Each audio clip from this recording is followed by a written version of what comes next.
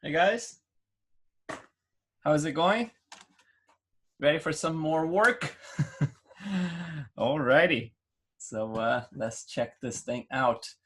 I was thinking yesterday. I think today one thing that I'm gonna start with is the what was missing yesterday. I thought I told you guys like I'm gonna be uh, sharing the settings for the how you call like the other eye, right? Like my wife's eye, like it's like a share those settings in there so you guys can have like an idea about how I built the alternative version of the eye. So I'm gonna do that. And another thing I'm gonna do, I'm gonna show you what I tried yesterday, which is kind of like create that milky kind of eye, which is kind of like that, right? And the way I did it, I used that little bubble inside. So basically like the one that I stole from my wife's eye. So the little bubble in there with the watery stuff, and I can show you how I set up my shader. So it looks a little bit like this. I didn't want to make both of them milky, so I just made one of them. And I'm thinking about like adding some scars, in his face or something. But I'm definitely gonna avoid that very, it's like overused scar across the eye. That one that like every single orc has. So I'm gonna try to avoid that and maybe add some kind of like a weird scar in his face. So almost like he got like chopped in there or something, and then something got into his eye or whatever it is. Try to add some history to the guy in there. So yeah, from one side it's gonna look kind of normal like that, and the other side is gonna look a little funky looking. I changed the proportions again. It's like I had this kind of like this. That was kind of too normal, so I had a little bit more of a. It's more stylized, I guess. It's like a little bit bulkier down there. The cheeks, at least like from this angle, they're working better than before, but I still have to keep tweaking it as usual. But let's take a look at the shader first for the milky eye, so you guys can see what I did there. It's not complicated at all. So basically what I did, so instead of like using the full eye with the extrusion that I mentioned before, right? I'm just using the simple one with one side one, and I just put the little bubble in there, which is actually filling that gap. So basically like is in between the cornea and the iris is actually intersecting with the iris. It's not even like with the correct rotation, as you can tell here. I could actually do a better job and rotate a little better like this, and then bring it up, have a little bit more square to the surface. But then let's see first thing here I didn't check yesterday was the UVs for this guy. I hope it's basically like it's a circle, right? And it's right in the middle, so that's why my my ramp map is working nicely. So basically like what I'm doing is just using this one, and the back face is actually intersecting underneath the iris. So you just have to worry about like the front face here, right? So it's like just the outer bubble. And then the way I set it up is like this. Let's go to my shader network. And then if I do a graph in here, so that's basically like I just named like eye lens, right? And then if we explore this shader here, it looks like this. So basically it has like the base is set to 1 in here, and it's white for color. Specular, I'm not using any specular because I'm using just for the refraction itself. So it's not actually creating any specular inside, right? It's just the specular I'm using is just the outer part of the cornea itself. But those are the values I'm using, like 0, 0.20 for roughness, which is not going to be affected because the weight's at 0. But the index of refraction is about 134. And then when I go to the transmission here, so what I have plugged in the transmission, for the color I have 1, so it's like the maximum. And this is where I have the map plugged. So in the weight, I have a circular ramp, and it's basically like instead of using the ramp from Arnold like we were talking about yesterday, that one doesn't allow me to plug any maps independently. So I'm using the Maya version of it. So you just look for the ramp map, and then I plugged in here, and I use the linear, actually the circular ramp, right? So it's kind of because the UV is the circle, but the interpolation is linear. And then basically what I have here, like for this value here, it's going to depend of obviously like your model in there. But if I bring it down, you're going to see how it affects. So basically like it's affecting the outer part, right? So yeah, so that's affecting the outer part of it. In the middle of it's the one that looks a little cloudy in there. So this one here, in terms of color, if you want to see, is basically like it's completely white, but then it's not fully, actually, the saturation is completely desaturated, but it's not completely white. So it's like at 0.94 of white, right? So not fully white, but close enough. And then, so I'm using a couple of nodes in here just to help me with this noise effect. So one is like this one here, 0.153 for noise, and the frequency is 334, just to create that little cloudy version of it. And then position for this one here is 0.678. And then this one here is where the map is plugged, actually. So the position for this one I'm using 0.134. And the noise is going to be the same for everything. And then the map itself looks like this. It's simply like a noise, regular noise from Maya, set to purling noise. And then those are the settings I have, basically. So, you know, it's like if I really crank it, you're going to see something like this, right? So it's kind of like it's just a noise with very low frequency, right? So it's just like it gets very cloudy, but without being like too crazy, you know, it's just like a little bit of a cloudiness to it. And then for the settings here, for the transmission, I didn't change anything else, but this extra roughness here is an interesting setting you can try to use. The extra roughness, what it does, if you have something transparent, it actually makes the transparency blurry. It gets like a blurry transparency. So if you have something like that's a little milky in there, you might want to do that. You know, it's like actually crank this one a little bit just to see if it gets a little bit more milky inside. I think I'm gonna try this tonight and see if I get anything else. For now, I just like try to resolve the whole thing by using you know, just the clouds themselves, but you still can see a little bit of the pupil in there. Maybe I can just add some of this diffuse, you know, kind of like a blurry refraction to just get something more interesting in there. So that's probably what I'm gonna try tonight. So let me just save the scene here. I think it's saved already, but let's just save it again. For the HDRI I'm using, if you're curious, the one I rendered the eyes yesterday and also this one here, all those renders, it's the same HDRI I used for the Stan Winston renders. It's a very cool one. It's very diffuse. It's called, is it Glass Passage? No, it's, let's see the exact name for the HDRI. It's also from HDRI Haven, so you can find it there for sure. Yeah, it's called Glass Passage 4K. So if you search for it, Glass Passage 4K, it's very diffuse, so it has like a top light, but it's not like sharp, you know, it's like it just gets a nice lighting to it. So let's open again, now that this is saved, let's open again the scene I have yesterday, all eyes. So this one is the one we were talking about yesterday. So we explored the one from Stan Winston, and we didn't talk about the one that I did for my wife, which is this one here. So the only thing I did differently from the previous model of the eye is that I extruded this. So basically, like I selected all the faces and then I extruded inwards, right? So it created this wall that goes all the way across, right? So the refraction actually it goes in two steps. One is like it refracts through this little wall right here. And then the second step is to refract through the little bubble that's inside of it, right? And you're gonna see that the bubble is a perfect match. So if I subdivide both, it's a perfect match. So like it's spot on right there. And the reason it is like this is because I extruded from this model here itself. So basically, like I selected the inner faces, and then I duplicated them, and then I just capped at the end. So basically, like I create that cap in there, right? Just connecting the dots. So it's like you create like an object with a hole in here, and you just like basically like cap the hole, and then you start connecting the edges until you create some kind of grid like that, and then I create like a capped object. That's basically what I did, right? But yeah, obviously just the front part's going to be the most important part in there. But that's basically the difference between the previous eye and this one. So it's nothing fancy.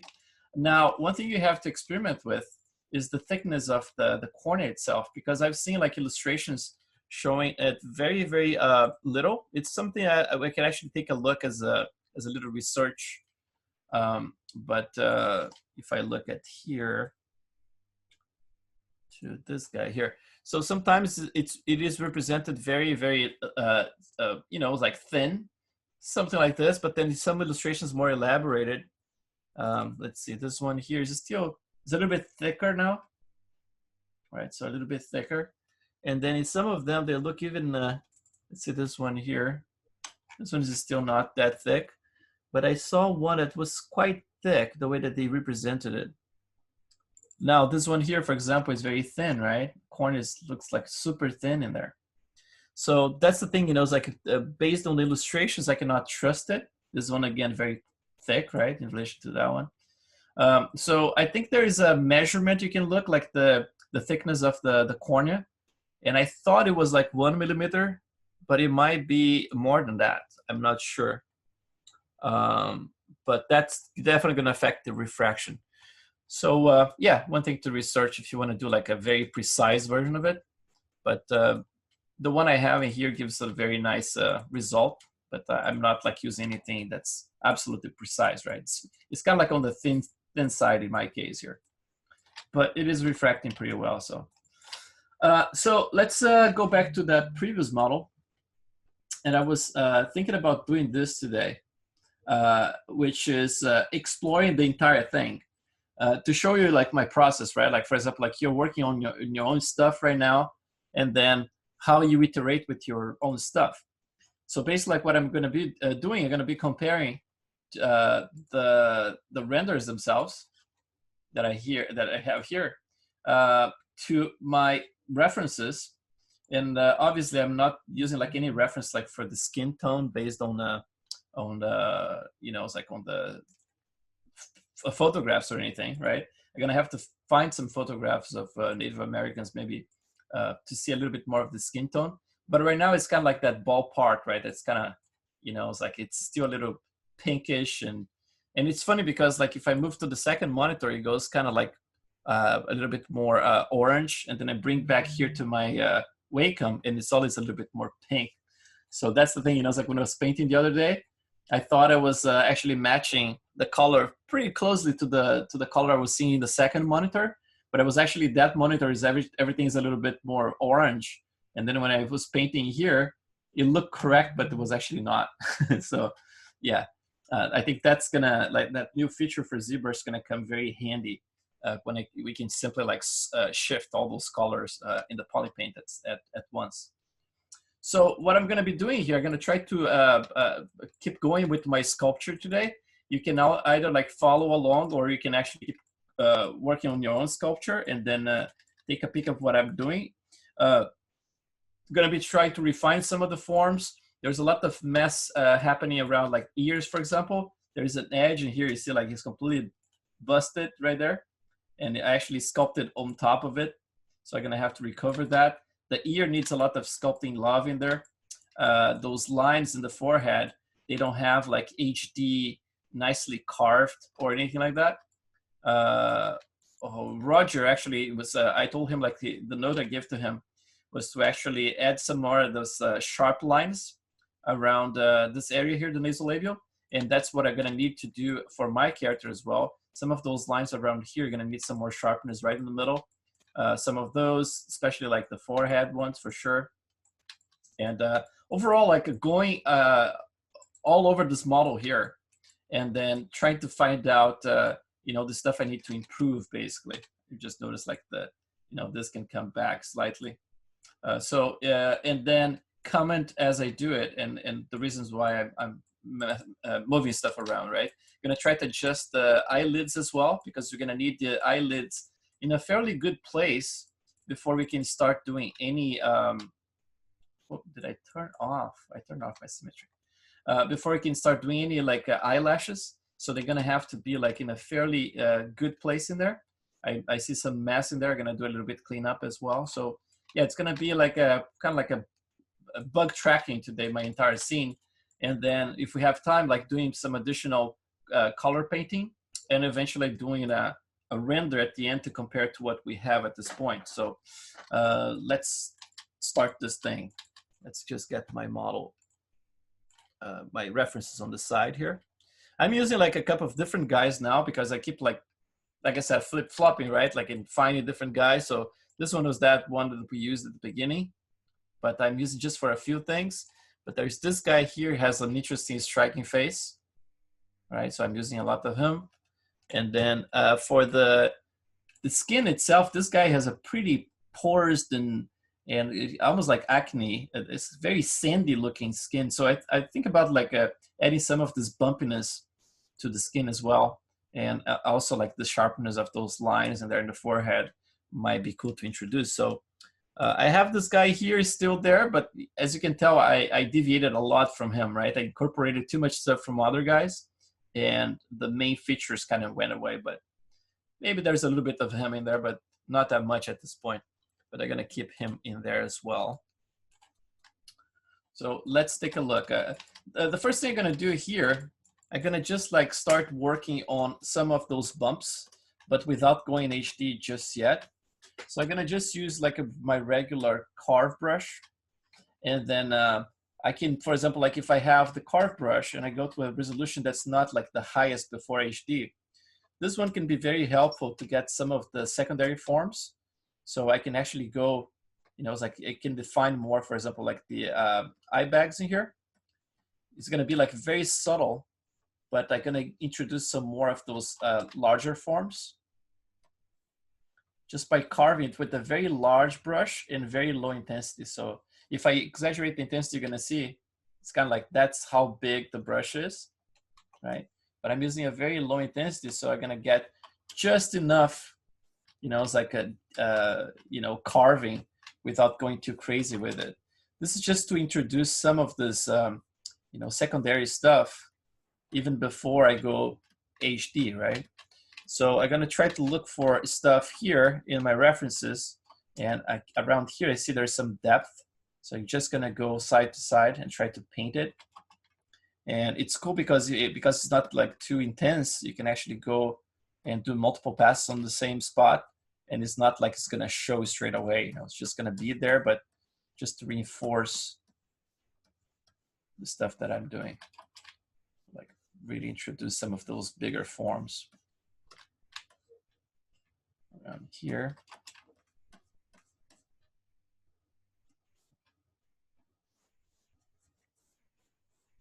Basically, I'm gonna try to go in steps, right? Like block my secondary stuff here first, and add some. You can call it chowder, right? Add a little bit of a chowder in the surface overall, so it's not that super plain, simple form, right? It's almost like you start breaking things up, so it looks a little bit more complex. I'm gonna add some more depth around here.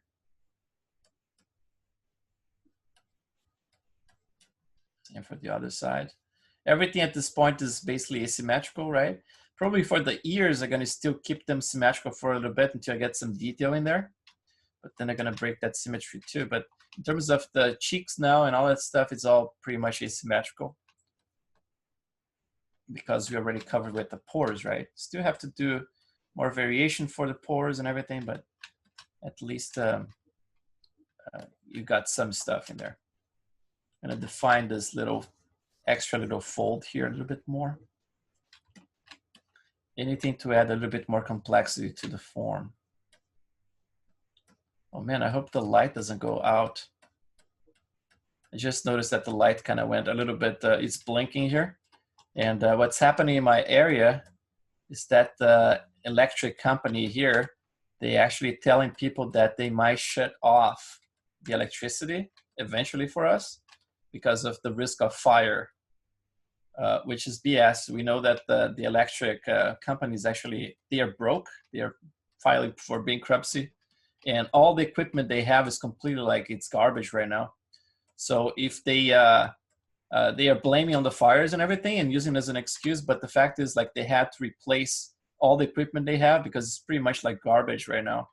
And then they come up with this stuff, you know, that we have to understand that if they turn it off, it's because of the fires. And I was like, BS, man, you know, are you gonna give me a discount, right? Like for, yeah, anyway. see here. Just introduce some, yeah, at this point, like not like refined forms, right? Just mostly like those bigger forms around here as well. Just introduce more of this little chowder. Basically like bringing towards the side in here. And I'm gonna dig a little bit deeper this corner here, a little grumpier. Also, these lines in here, which are kind of like creating this frown face, they actually, I need to exaggerate them more because at some point they kind of blend together and they create this, you know, it's like this expression in here that's not quite present in my model just yet. So I'm gonna have to exaggerate those lines and make sure that this is reading as a frown. So basically like it's bringing all this area here close to the jaws in here, a little bit lower. I'm gonna turn off my color here so I can see what's going on. So I can introduce a little bit more of those lines around the lips in here, which my my wife calls like smoker lips, right? It's like because you do this, you know, shape with your mouth when you smoke, and then you see older people who smoke their whole life, they have those lines pretty strong. Let's see around here. So introduce some of these bigger ones. I can break out this area here, for example, introduce a secondary fold, kind of like almost like an echo for the nasolabial. So I can, you know, some people have that. So in this case here, you can introduce a little bit of that. And sometimes you can even dig this area here a little deeper. So you can keep like the cheeks wrapping around it. But this area here looks a little bit flatter. So I can just do that as well. Secondary fold in there. So let's try around this area here.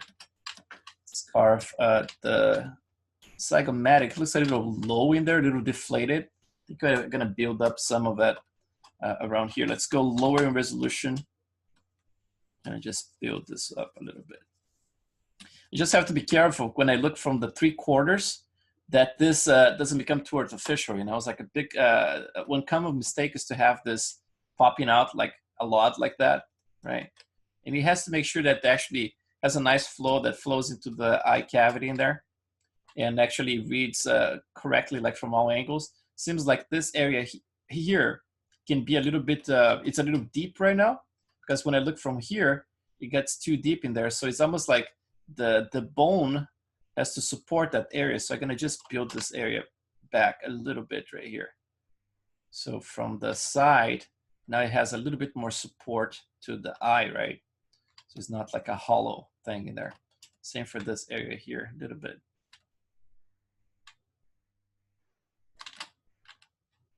Maybe a little much. I'm gonna bring this eye back a little bit. And then from the side, I'm gonna do the same for that side right there. This side is actually looks a little better. I think I had a little bit more volume in there. It's because I broke the symmetry. Now I have to actually chase those sides, which is good. I mean, we don't want anything symmetrical at this point. So let's see, build up a little bit of that. And then maybe bring this a little bit higher here. Also an area that's very tricky, right? Like, because if you have the cheeks in here, you want to make sure that you have some form filling up this area right here on the side, right? Otherwise, you're going to go something like, you know, people exaggerate sometimes. They have like something very emaciated like that. And then we look from the side, sometimes it doesn't quite work. I think like the cheeks here have enough filling all the way down there that's actually working okay, even if I hollow it. But if the cheeks were higher, that probably would not work as much. So it's another thing, you know, it's like you have to keep spinning your model at all times, right? You have to make sure you have enough volume in the muzzle area and that this volume is actually playing nice with the cheekbones, right? And same in relation to the eyebrows, in relation to the zygomatic as well. Sometimes you know, it's like you're gonna get some people with big eyebrows like that, right? Which is kind of okay. But in the case of those guys here, it's actually quite the opposite. So not a lot of volume in here. Kind of like it's kind of deflated slightly, and then ends up on a forehead that I have to do a little bit more of that, like a little bit more sloped. So it all depends of, you know, what type of character you're going to be sculpting. So tweak this this jawline here just to have a little bit of an angle, because if it's too square like that, sometimes it reads like stylized, right? It looks like a cartoon. And in case of like a female, normally like this angle is a little bit more gentle like that, right? So but with the male, I mean, it's normally a little bit more square, and it's stronger because of the masseter here is normally like a stronger, right? But you see like actresses, for example, like seems like they like picking up actresses for certain roles that have a little bit more of a masculine kind of jawline. So sometimes you see some of them with a very strong, almost a squarish jawline. You see like some Angelina Jolie, or, you know, it's like Megan Fox and those actresses, you know, it's like they have like a what's the name of the other one? I was looking today. She have a very strong jawline as well, like very squarish. Sandra Bullock, she has like a kind of like a squarish as well. So it seems like it's ideal of beauty, I guess, is to have like some actresses and some actors as well, a little bit more of, you know, androgynous looking, right? So you see like some women with you know, some features a little bit more masculine, and lots of men with the more feminine ones. I guess there is appeal somehow, but yeah, it's kind of common to see that in the movies.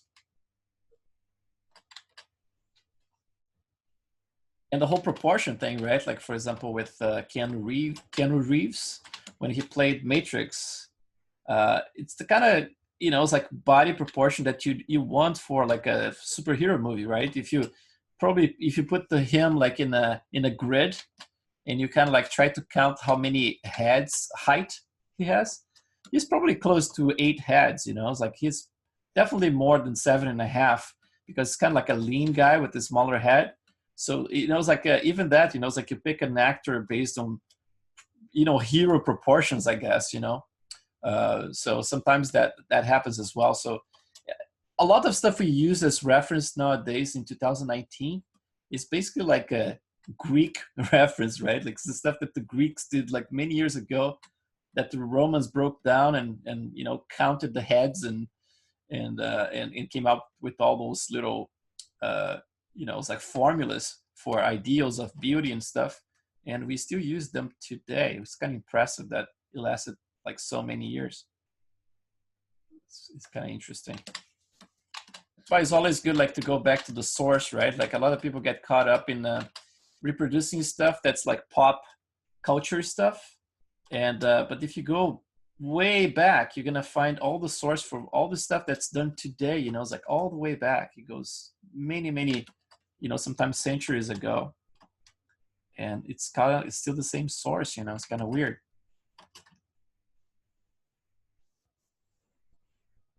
And the guys creating the pop art and pop culture as well, they are still referring to all those old masters as well. So we are the ones actually copying pop culture, but they are actually, you know, the guys created the good stuff. They're actually going all the way back and looking at the awesome stuff done in the past. All right, let's go back here, exaggerate a little bit more those forms around here.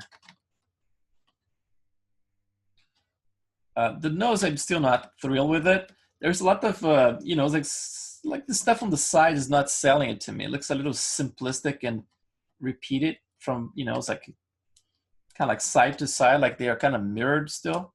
So I'm just going to introduce some forming here.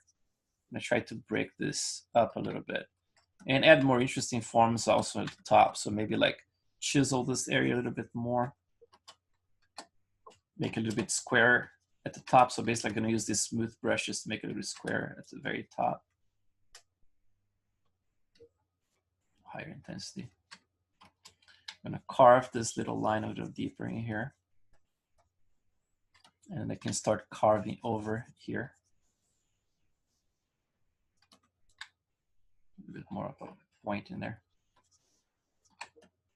And maybe like with the move brush, I can actually do some bigger changes in here. Maybe like crook his nose a little bit more.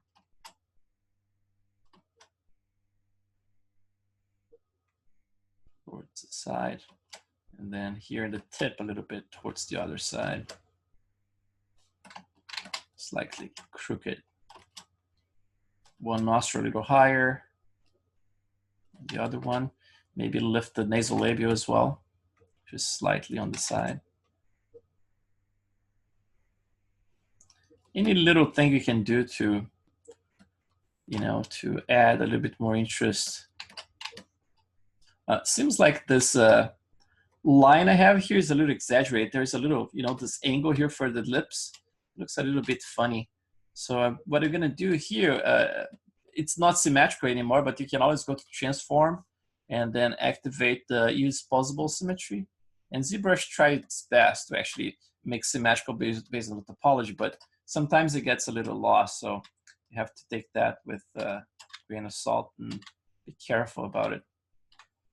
I'm just gonna remove some of that duck lip in there just by introducing some more volume around here.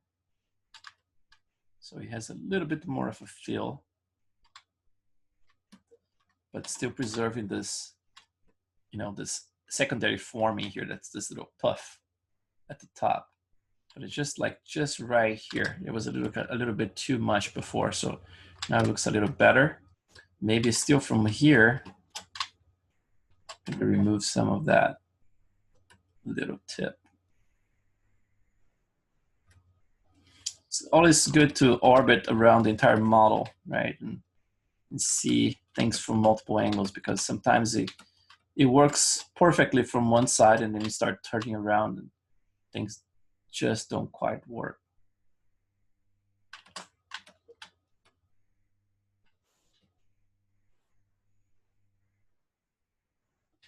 Right there. Yeah, the face still has a ton of room like to stylize. Sometimes I exaggerate stuff, you know, it's like pull stuff around and then I look, I was like, oh man, but then I keep going back to something a little bit more normal, you know? It's almost like I'm afraid to stylize him too much before I get like some features in place, which is normal, right? Like, I mean, if I don't have something that I'm happy with, it's like I'm not gonna stylize that much. I wanna make sure that he has an interesting face first, then I can start actually playing with the stylization. I'm gonna open this area here a little bit more on this side. Make the nose slightly more broad overall, especially around this area here.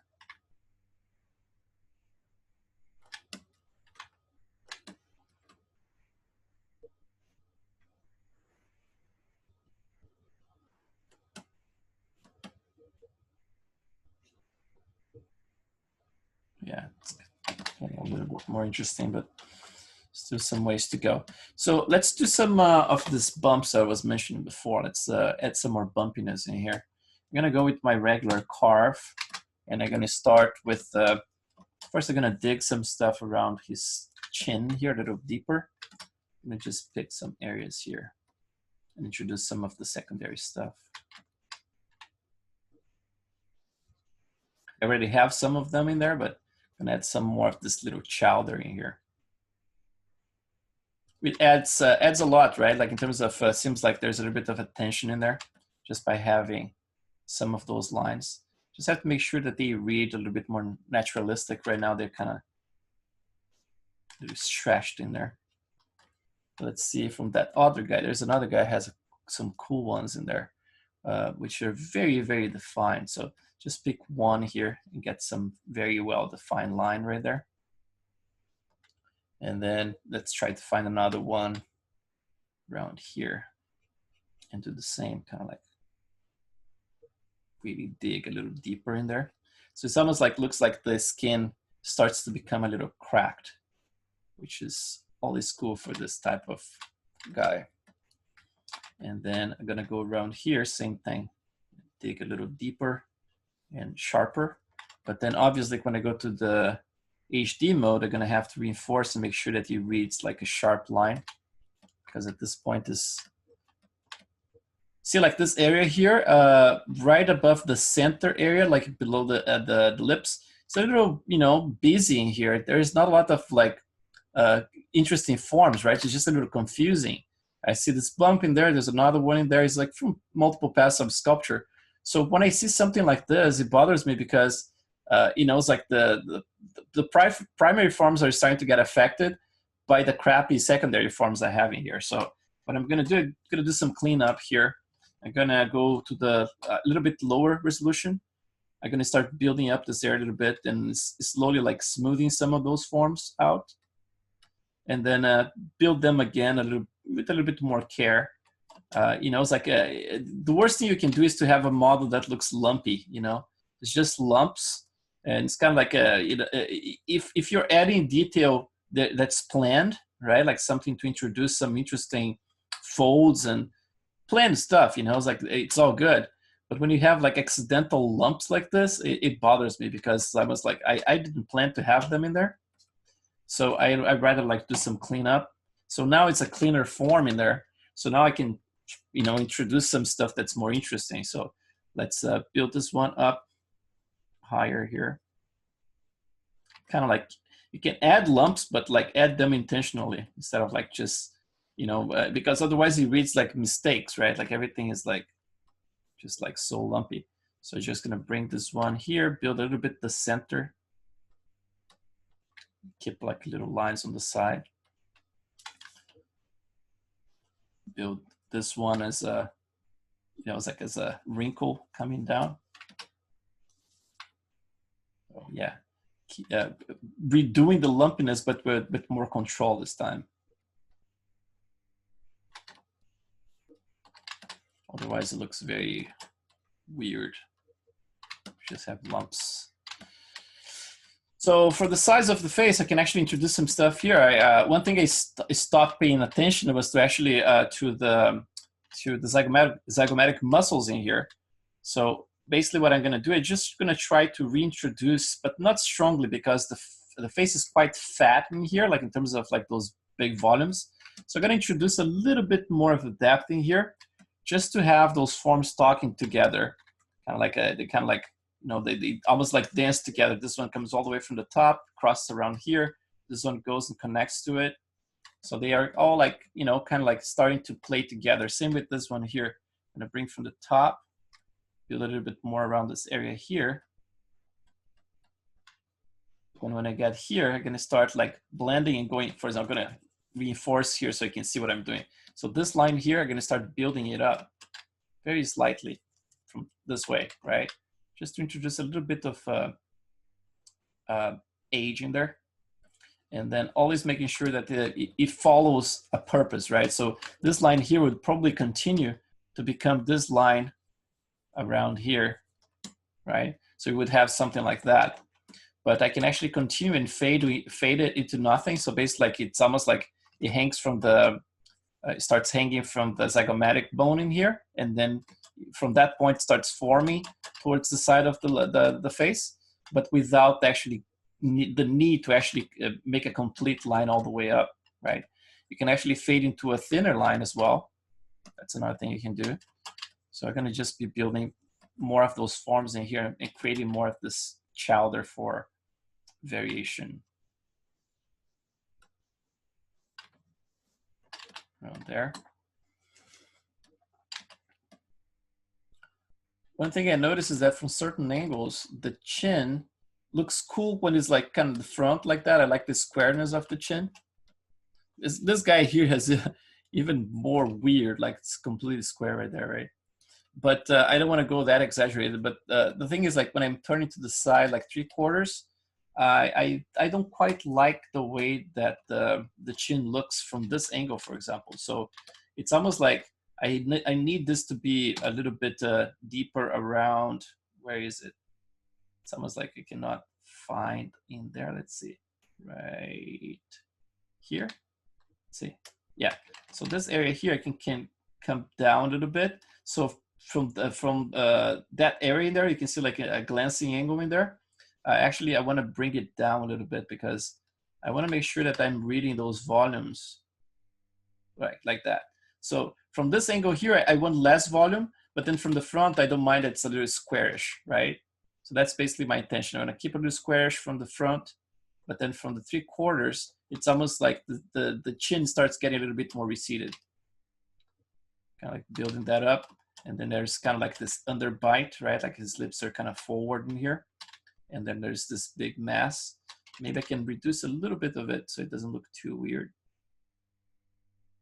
Then build a little bit here. So as I start rotating, this area here comes down a little bit as well. Always like using Alt and the move brush, so I can actually move stuff using the normal's direction. I'm gonna build up this area here a little bit, just so it looks like there is actually some meat in there, right? Like when you turn around, I'm seeing like from the silhouette in there, I have some of that little meat in there because, you know, it's like there's all this hanging skin in here, and I want to make sure that is represented from all angles.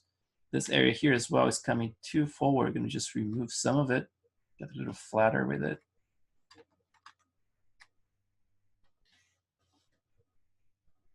So yeah, it looks more interesting. It looks like more of a, it's like a smaller chin bone, but at the same time a little bit of an underbite. So it's like, if that makes any sense.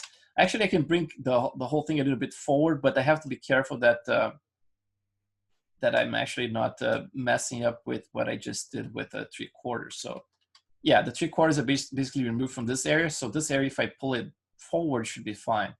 So I think it looks better overall. Maybe this area here can have some more of a puff. So if I can bring this forward just slightly like that, and then maybe this have a little bit more of an action in there. So instead of like having this volume looking like this, right, that looks weird. Of course, I'm exaggerating. So it's like adding a little bit of the opposite. So coming forward a little bit. Maybe I can even build a little bit more, but I'm gonna have to check in relation to the nose if that's gonna work from all the other angles. Build up a little bit here. Yeah. So let's take a look around the eyes now, and we can definitely go HD to see what we can do with that. See. The ears, I brought it back a little bit, a little forward again. And then the ears are very rough in terms of shape and everything. It's like, this is a mess right now. So we're gonna try to address some of this weird forms as well. I'm gonna try to, you know, it's like squeeze as many changes as possible in different areas of my model, because all this stuff is gonna need work anyway. And we have to stop at some point, you know, it's like I'm doing today, to actually correct this stuff before the next step. Because the next step is going to involve like adding hair and all that stuff, right? And if we don't have stuff in a fairly good place, especially like around the eyelids, then it just like falls apart. And then the, you know, it's like it's not a good thing. So let's make sure we do some cleanup today. That's the whole purpose. And then we are kind of like ready to the next steps, like with the hair and all the good stuff. And also it's good to, you know, do more sculpting from time to time, and see how I approach like other stuff, you know, it's like those secondary forms. Like I said, you know, it's like, even though we already went all the way to HD geometry, you can tell that we can at any time just go back and tweak any of those layers, you know, it's like you know, it's like primary, secondary, as long as you're careful, obviously. You're not going to distort stuff too much, right? But this is just like, if you change things, just the normals as the direction without pulling stuff sideways too much, then you should be in a good shape. And just build up this area here some more. Those ears are pretty much like the ones we sketched like at the very beginning. We didn't change much of it. So so let's take a look at this. There's a folding here that's all messed up. Right there, look, there's a penetration. When you go to the lowest res, just gonna smooth this thing out.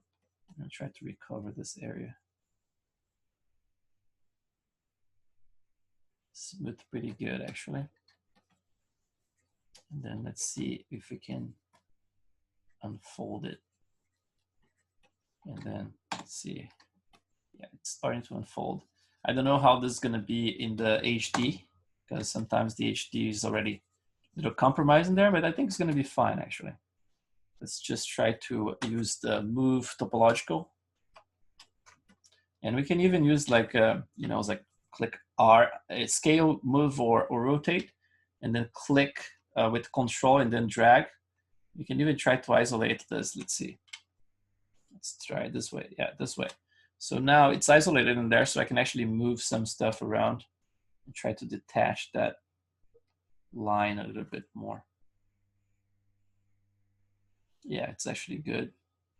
And then use some smooth.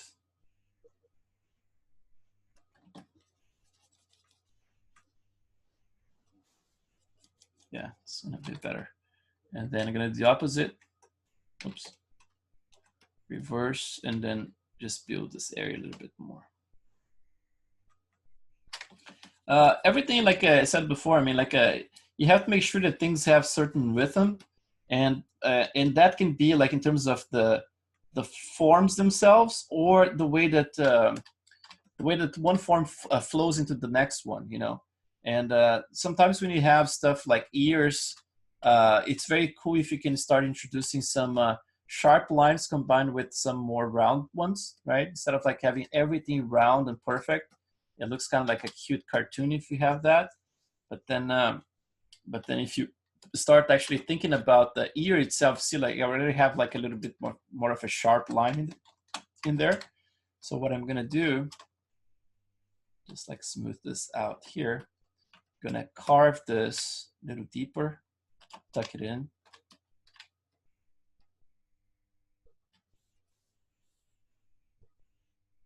Then bring it in a little more. All this stuff here is going to be affected by the subsurface scattering, right? So if you try to create some kind of, you know, keep the thickness believable in a way, that stuff is going to be represented in the subsurface scattering, right? So if you bring some stuff like inwards, like I did in here, so basically like this is going to be dependent on the, or how thick is going to be the back of the ear as well. So basically, like, you know, it's like right now I don't have anything. The back of the ear looks like a mess, right? But what I'm saying is this: if I start cleaning up this area by using like a carve brush, so I'm gonna start like defining, for example, this helix outside here. So basically, like around here, I'm gonna cut it all the way across, right? So if I do something like this line I'm carving, it's basically getting closer and closer to the surface in the other side, right? So if we do something like this, so that means that this line is getting pretty close to this line in here. So the thing is, like, if you carve it too much, and then all of a sudden it's extremely thin, then you're basically almost gonna see through when you have the subsurface scattering, right? Like when you have the lighting coming from the other side. Let's get this to, let's see, a little more than that. And I'm gonna actually carve deeper around here. And then to detach this from the skull itself, I'm gonna dig deeper here as well. So I'm gonna create this little fold, so basically all the way across, right there. And then this one I'm gonna reduce even further. I'm gonna smooth out this area. Too strong, let's see. Let's build up this whole area here.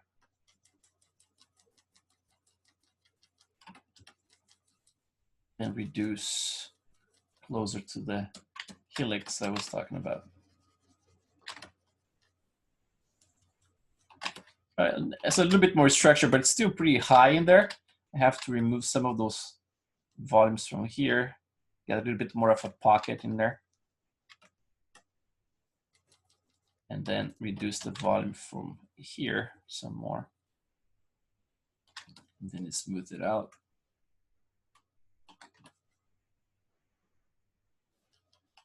So yeah, so the thickness here is going to be pretty dependent. I'm going to remove some of the top one. The top definitely has to be detached.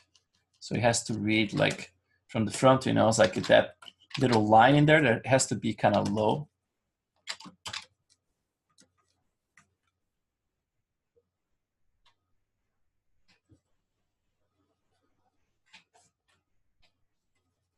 Oh, yeah, all the way across. Geez, I'm using like intensity of 2. Let's see if I can use at least 3 or 4 here. Otherwise, I take forever to actually carve this. Yeah, so now it's starting to get a little bit more of a shape in there. Let's smooth it out again. And then from the front, let's see how that's reading. It's better. It's a little bit more, yeah, from the front now it has a little bit more of detachment in there. I can still carve with my carve brush even deeper. Just make sure that this goes deeper in here.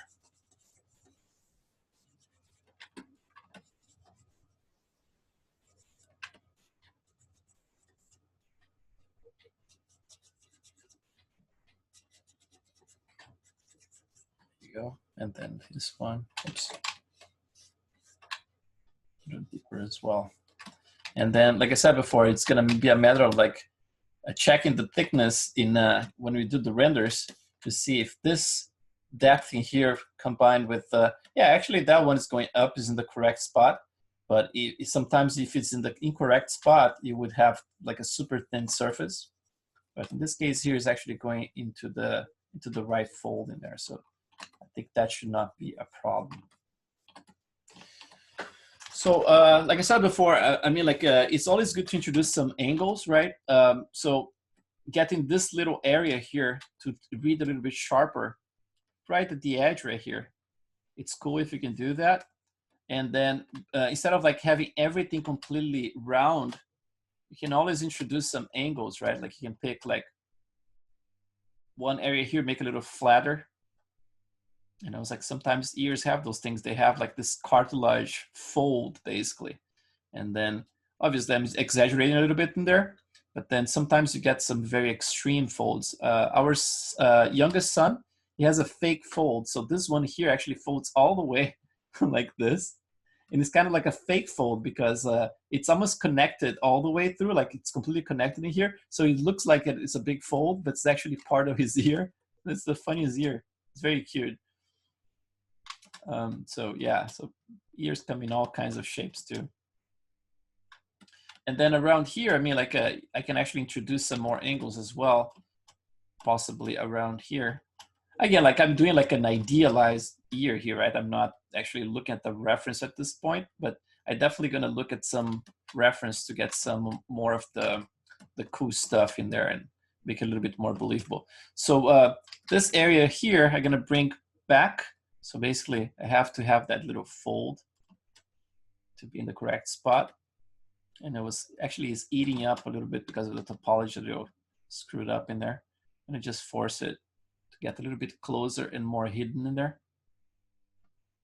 And it's also very deep, so I'm gonna bring this one out. And then this entire pocket's gonna come out as well.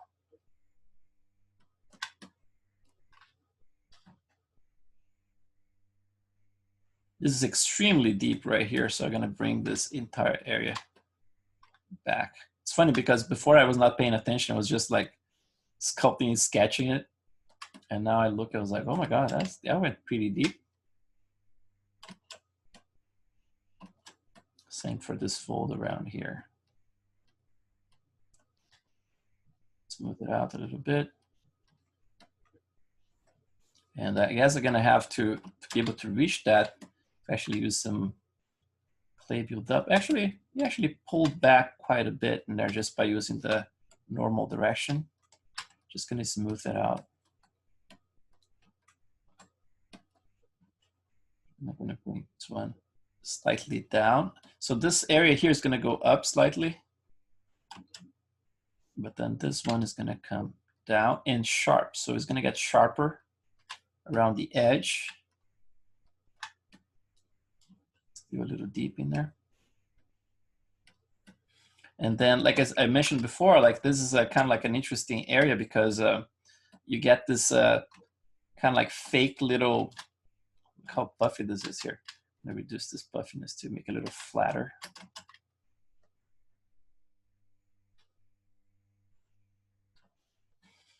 Yeah, so for example, like if I use the clay build up in here, this form here is a little deceiving because, let me just make shallower a little bit here. Because here it starts like this, right? It gets very thin. In some people, it's extremely thin. It gets very, the subsurface scattering really catches this little guy in here. But the thing is, like sometimes, if you observe closely, if I make like stronger my brush so you can see, this line kind of continues this way. So you get like a semi circle right here, right? But it's very, very little. It's like the intensity is very little. It's just like, it's just a little glimpse of it.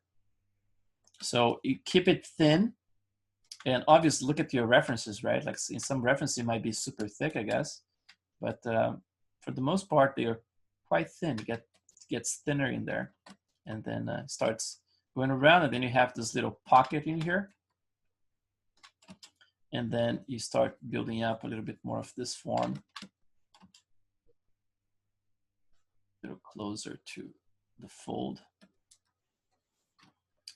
And again, like idealizing, right? Like different people are going to have like different shapes, but the overall stuff is going to be fairly in the same spot. So I'm just going to build this up a little more, so it's not too deep. Building more here, and then I'm going to blend it. That. This one can get quite puffy and fat, so we're going to just like build some of this fat around here and then blend it back just to introduce some of that. And then I'm going to bring this back in here and build up some of that pocket that's a little deep.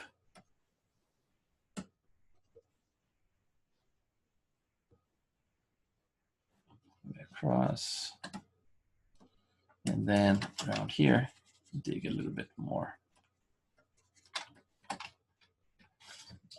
Yeah, so let's just build this one as well. Just add more definition for this helix. And then for this little guy here, sometimes you're gonna get like very flat, so you're gonna get a little bit more deflated right here. And then I'm gonna exaggerate a little bit of like a, you know, it's like a little sharper edge in here, and build like in 2 volumes, so that it's gonna be like a little top one in here, like that.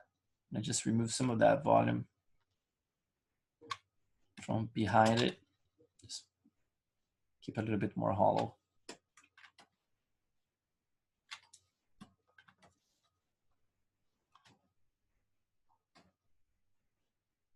And then I'm gonna keep like, I'm gonna build this little, oops. I'm gonna keep this little kind of like a point here in here, and then point here in the bottom as well. So kind of like almost like building a little 2-form thing. And then this area here, you're gonna have like all kinds of variations. Sometimes you're gonna get like a smaller hole, like this little gap here is gonna be a little bit more closed together. I'm gonna close a little bit more.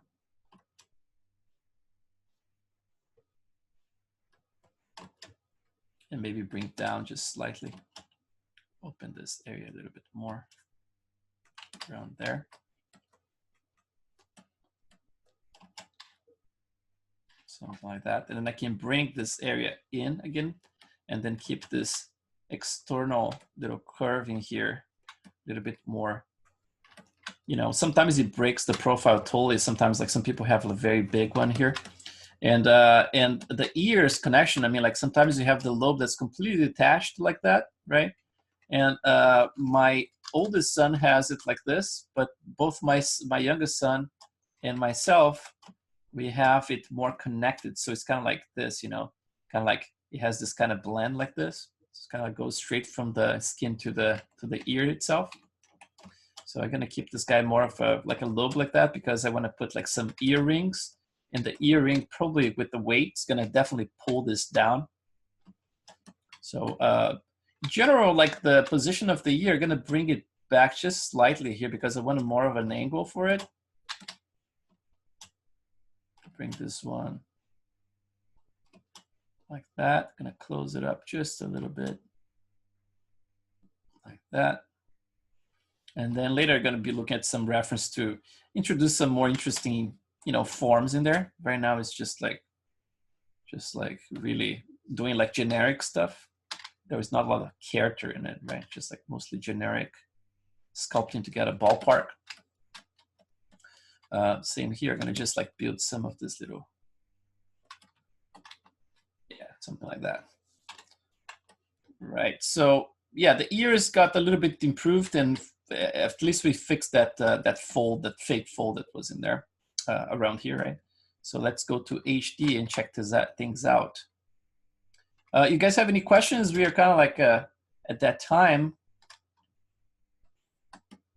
Feel free to ask me anything.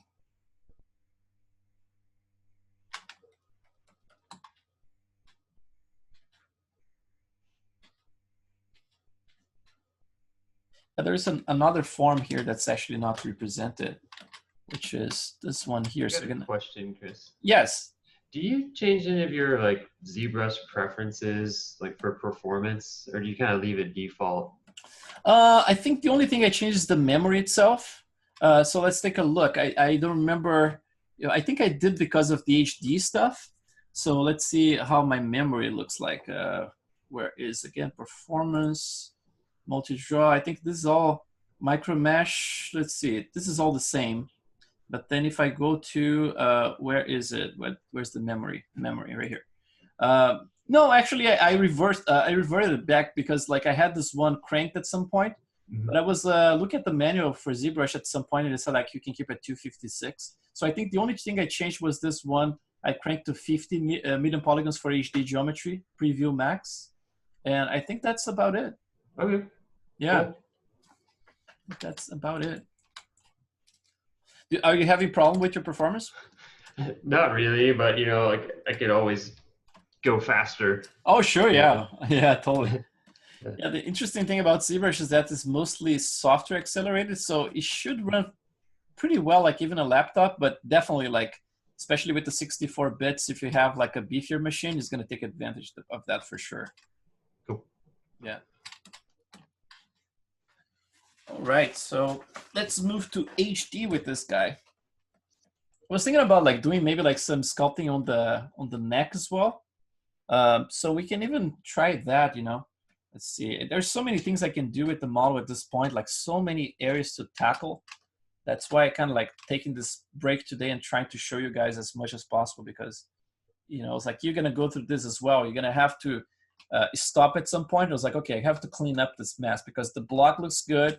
The character is starting to come to life, but it needs a little bit more of a structure. Otherwise, it's gonna fall apart when I start adding the other passes. So that's basically the stage I am at right now. I'm kind of starting to look like the character, but not quite happy with the structure. So that's what we're gonna be doing. Let's clean it up.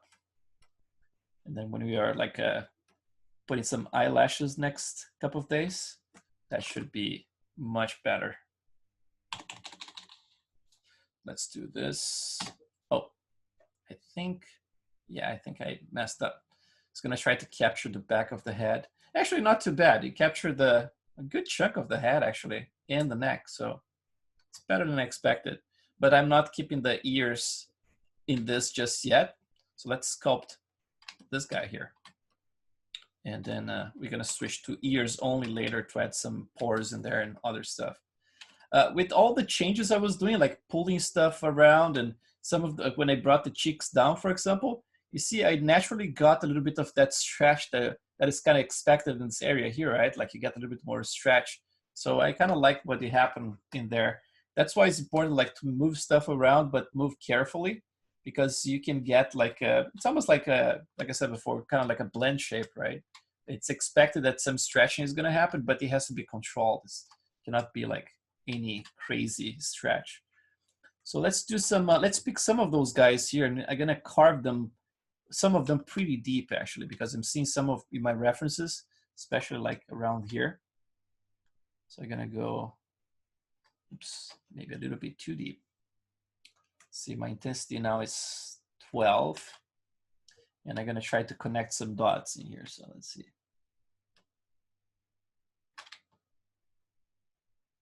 A couple of them.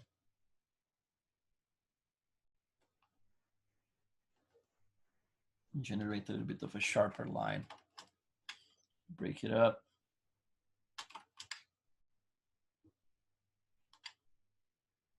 Yeah, I think 14 should be better actually.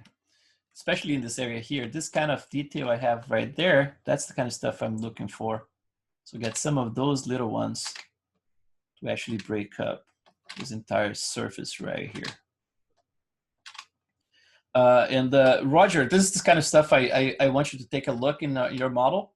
Basically, like look for those areas where you have like those semi-folds. For example, like you have your nasolabial that doesn't have like some sharp lines in there. Try to catch like some of the pores you have and introduce some of this sharpness, especially around this area for your guy. It's going to be around here. It's going to be fairly sharp, you know, based on the reference I was looking. So if you can pick some of them, then that's going to become a little bit more of, you know, it's like you're going to be adding some age to him. Because if it's just like bigger folds, it still doesn't read like his age. But as soon as you start introducing actual wrinkles in there, then it's going to bring up some of his age. So I think it's going to benefit your model.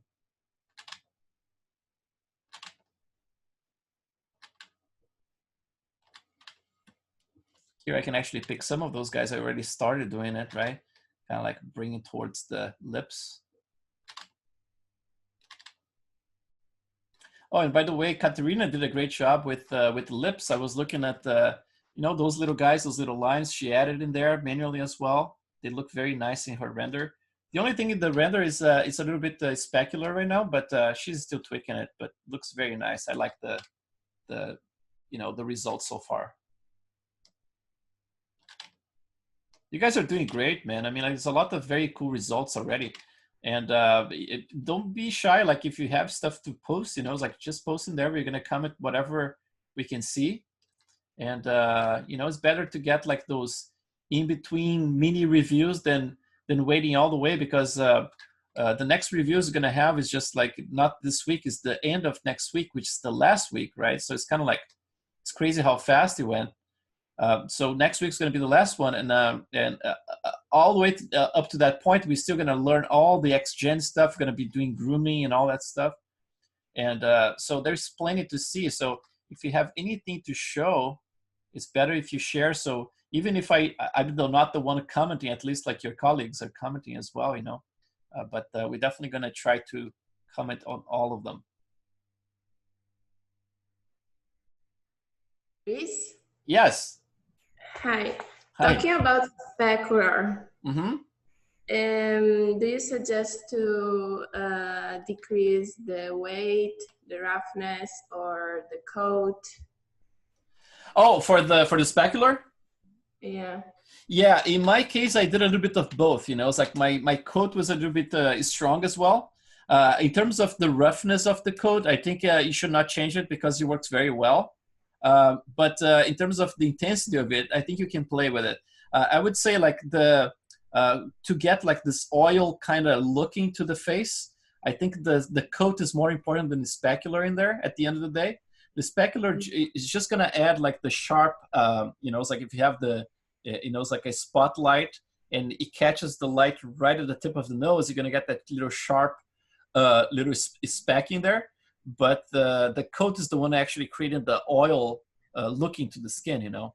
So start with basically like what you can do in 2 steps. You can remove the specular completely, so turn it to 0, and then play with the levels of oil. That's basically coat. So like you know, bring it up and down and see which one looks the best, like in relation to the reference you're using. And then only when you're happy with that, you can do the opposite. You can actually remove the spec, the coat completely, and then play just with the spec. And the spec cannot fight the coat, you know, like they have to play together. So it's almost like the spec is just a tiny little extra layer of specularity on top of it, but definitely the coat is the one doing most of the job in there in terms of adding realism to the skin, you know. Okay, thank you. No problem. Yeah, you're doing a great job. So I trust that you're gonna do the right thing there too. Thanks. Mm-hmm.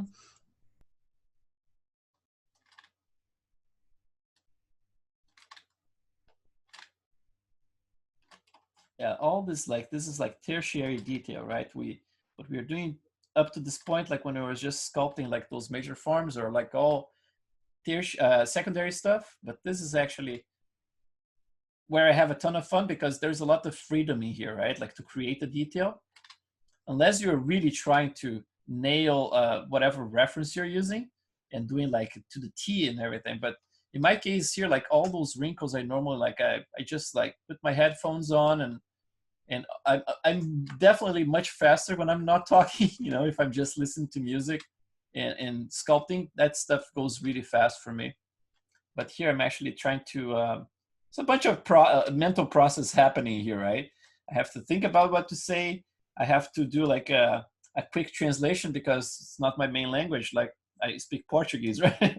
So like there's a lot of mental gymnastics happening right now, and so definitely gonna impact my speed. But I think you know, it's like at least you guys can see what I'm doing, so that's good.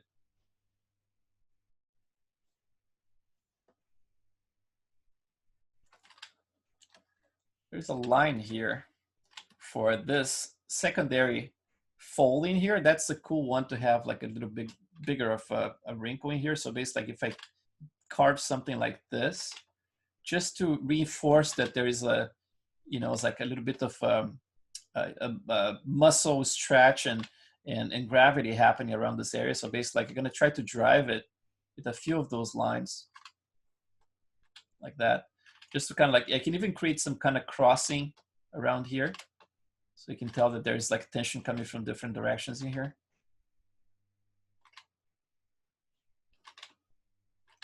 And then around here, same thing, I can just like build those lines, but without being too boring with it, right? Like just try to break them up.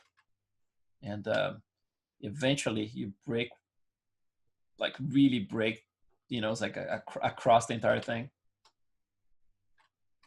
I'm gonna go back in here, try to introduce some more of those guys. And pick one, like let's pick one here that's like really a hero one and really dig much deeper than the other ones. And maybe like break the from another direction right here.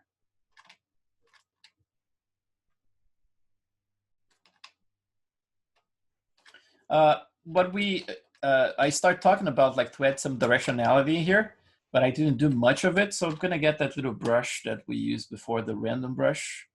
Let's see, skin color. Where is it? Skin pores, skin random, this one.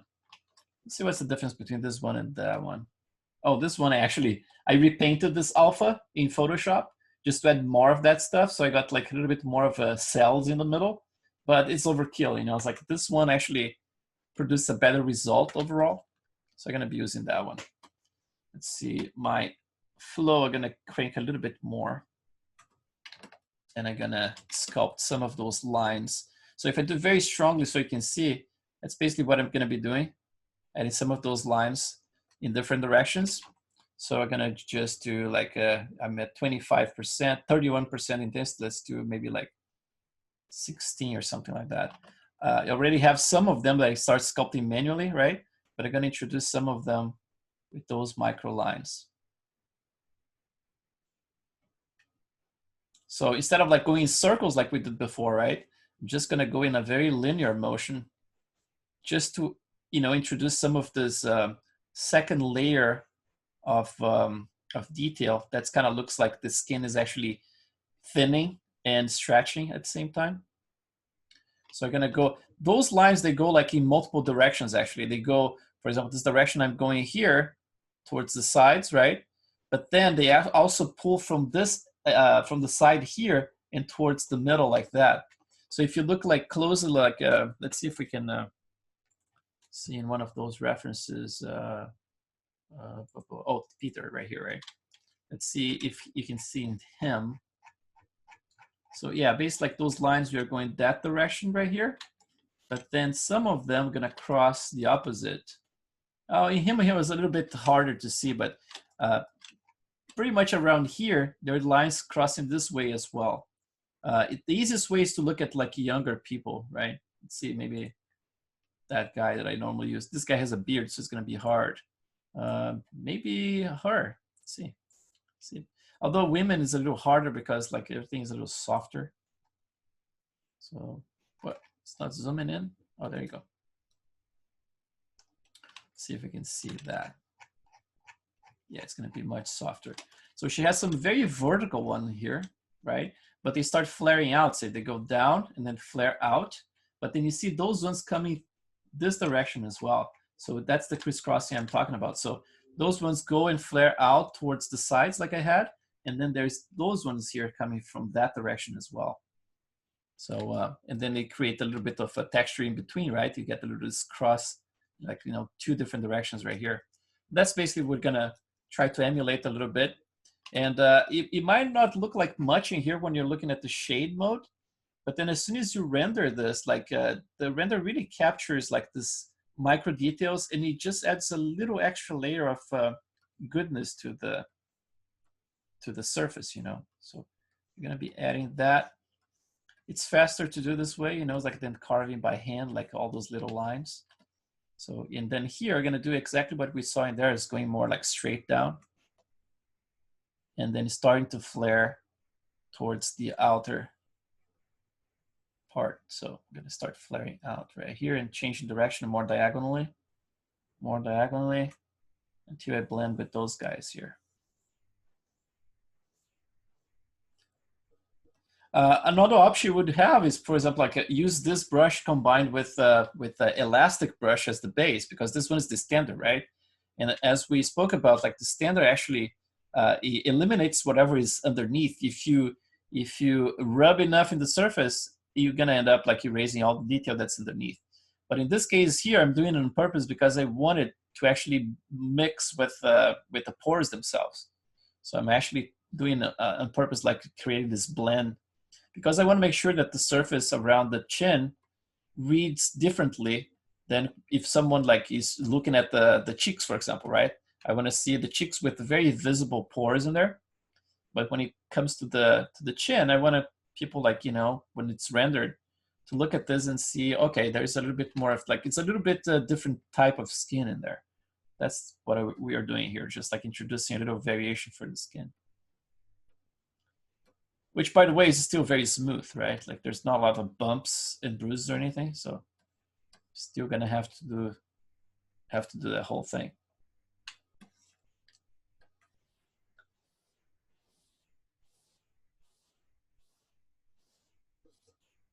When I started teaching those classes in May, I was like, so, you know, it's like I had energy.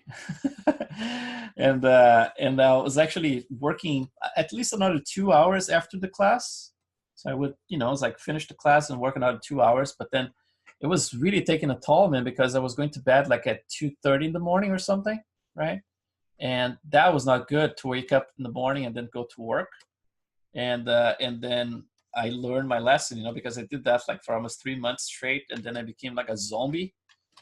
So right now, actually, I work another hour after the class, and that's about it. So that's kind of like I'm a little bit behind. All this stuff here I would probably be doing before, but it's actually cool that I'm doing now because you guys are seeing the entire thing, you know. Obviously, I would not hide anything in the process, but I definitely would do a great part of the process without you guys watching me. But you know, if you like to see what I'm doing, that's basically like that's a good chance right here. So now I'm bringing the direction from the sides in here. So basically like this, right? If I do very strongly. So first I did this down, and then towards the sides like that, right? Very strongly so you can see it. And then now I'm actually coming from the other side and creating kind of like a crisscross effect, crisscross effect. Right here. So basically like coming from this direction like that. and then also kind of like flaring, right? So I'm gonna change the direction slightly, coming from here, and then towards the center. Once you have like all those things layered, you know, it's like with pores and bumps and bruises and all this stuff, it's just like, you know, it's like you see those areas, they look very rich in terms of detail because there's a lot of, you know, like different layers of things you added, right? But again, like they have to follow a certain kind of structure, you know, it's like you cannot simply add the detail randomly and expect it's gonna look good, right? Everything has a structure, right? So first I put the pores, now I'm actually adding some direction, observing the reference for the direction. So it's not something completely random. And then on top of that, then we're gonna create like the bruises and all that stuff. So we can even do some of that here in the chin now, because that guy that I was mentioning before, he has this weird ass, like all these bumps and stuff in his face. So I'm gonna be doing that.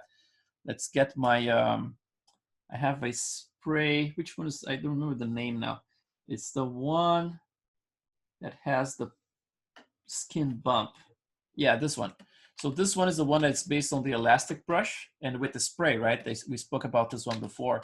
If I apply around here, that's the kind of effect I'm getting, right?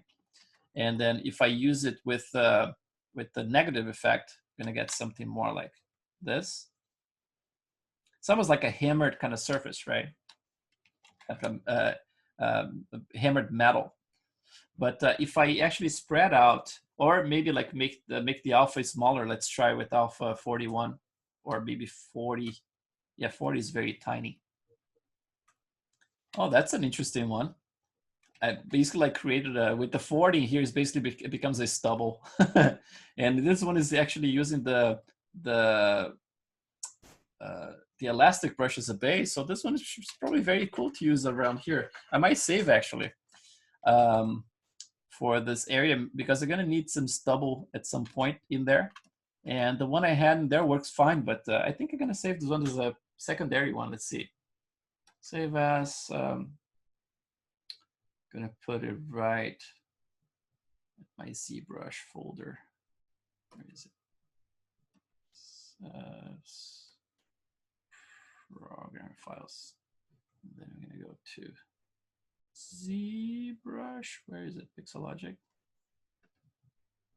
ZBrush 19. I actually wanted to ask also what kind of pores, what kind of skin do you suggest to use for ears and neck? Okay, yeah. So for the neck, I mean, like at work we have some very nice ones, like scans of neck. So those are very cool. But for the neck here, for this guy, you know, it's like I'm normally going to start with blocking the forms with the carve brush. So I'm going to pick some of those guys, and I'm going to do like you know, the actual carving of them, just to not with this one. Let's get a little bit smaller. And then I'm probably going to use a lot of the random brush as well. So let's start with this one. Still a little strong. It's weird. Try that. So I would carve some of them just to define where I'm going to need them. And then eventually going to start actually adding a little bit more of like change of direction like that. And then like some crisscrossing as well. Just like getting some of that like changing. But then on top of that, when I have everything in place, probably gonna use like some clay build up in between them just to build some of those volumes a little bit higher. But then that brush we are just using, the random one, skin random, not this one, the previous one, that we just used to add the directionality in there, I'm probably gonna use around here as well. So let's make a symmetrical. And then I'm gonna go like in one direction, for example, around here. It's a little bit too bumpy. Let's get a little bit more subtle than that.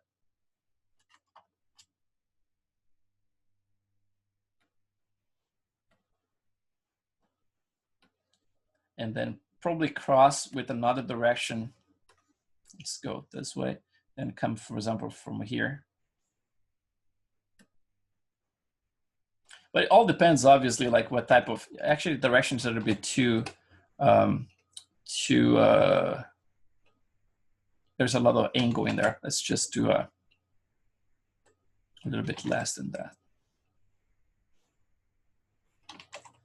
Almost so you fair. will not use any any kind of pores, only for the beard itself?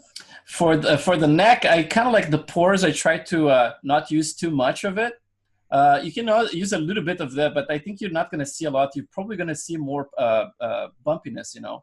So I'm probably going to use something more like you know, like a skin kind of texture like that. And then for the pores, I can actually use, let's see, if I have my my multi-pores in here, that brush that I was basically like using before, right? Like for everything.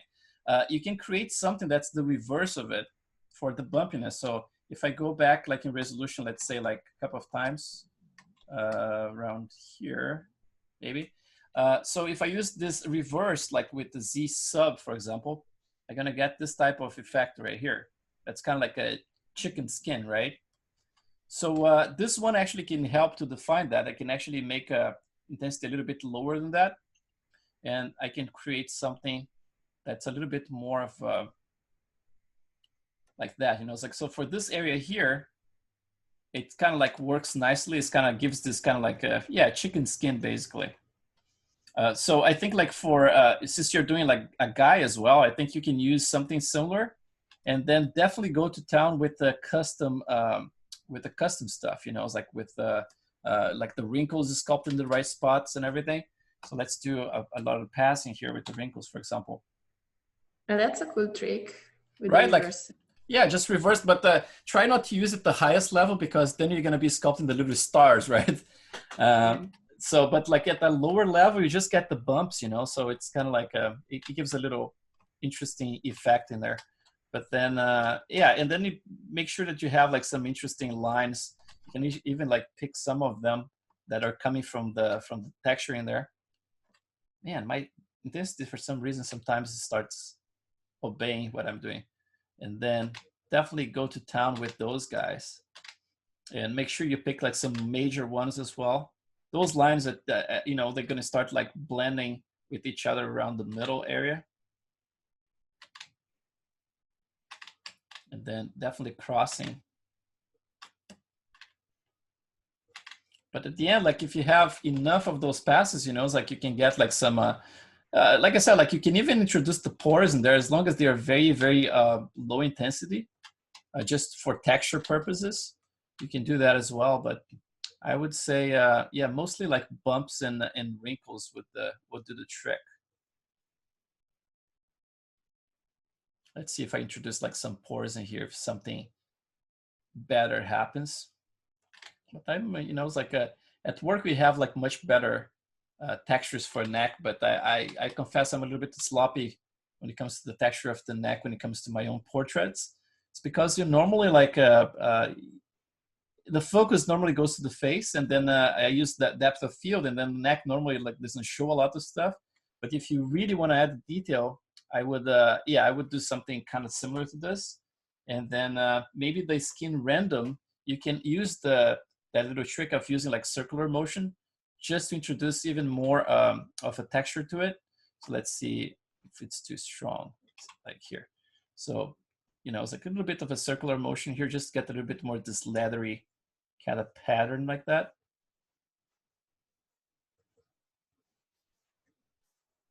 Especially those guys like so, you know, burned from sun and stuff.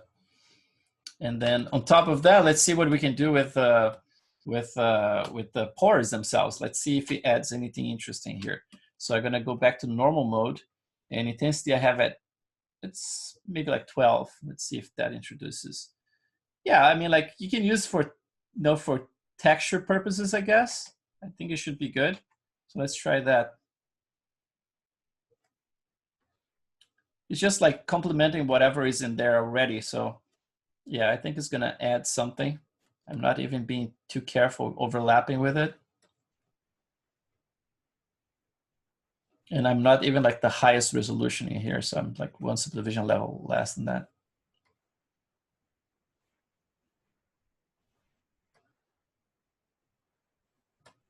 Yeah, something like that, you know, it's like, yeah, and then obviously like some bruises and bumps and stuff like that, that can really help as well. But yeah, you know, quick little tutorial in there. But also there is one thing you can try, which is there is a pack. What's the name of that? It's like a surface mimic. Nowadays, obviously, we have like texturing XYZ that has everything. But back in the day, I had a little package that was called Surface Mimic. And I think it was like a couple of bucks like per brush. And I downloaded maybe like a collection of, I don't know, like 10 of them. And they definitely had like some neck stuff, and they had like jowls. And that was a cool collection, you know. It's because this one we're sculpting everything by hand. So I kind of like avoiding to use that.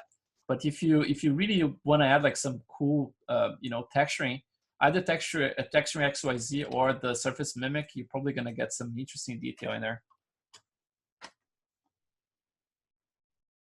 Alrighty. Let's go back to the detail here. I'm going to add some of this directionality around here as well, just to break up like this super smooth surface. So basically, like I had this major lines are just sculpted by hand, but now I'm introducing those smaller ones created with this little random alpha in there. So just like bring it towards the side like that, because you want to read like it kind of like stretched skin, right? So, you know, it's like almost like something that's getting a little thinner. Same around here, bring it down. Just have to be careful so I don't overuse it in areas I don't need it.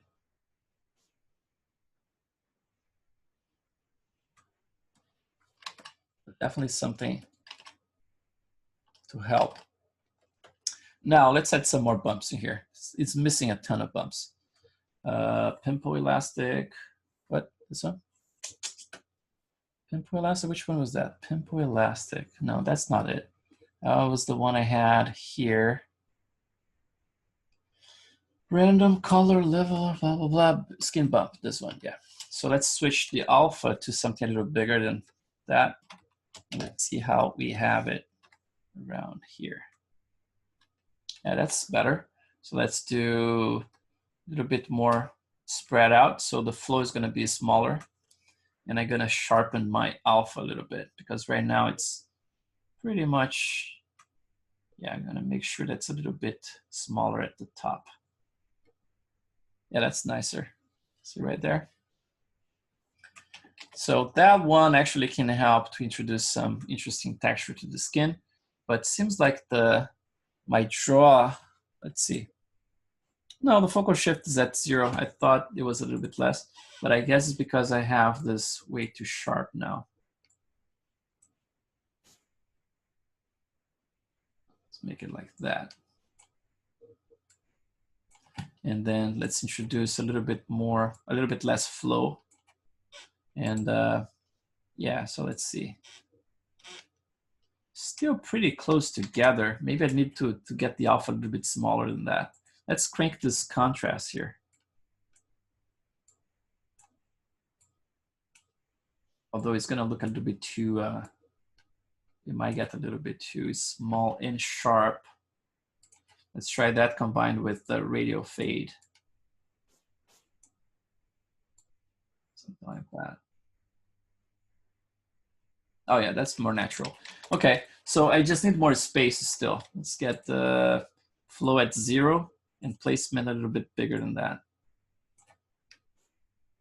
Okay, yeah, that's it. So that's gonna add some randomness for us. So I just have to be very careful the speed I'm gonna be using this and the intensity as well, because, you know, it's like around the neck and here, like, let's do a pass now in both sides at the same time. Let's try that.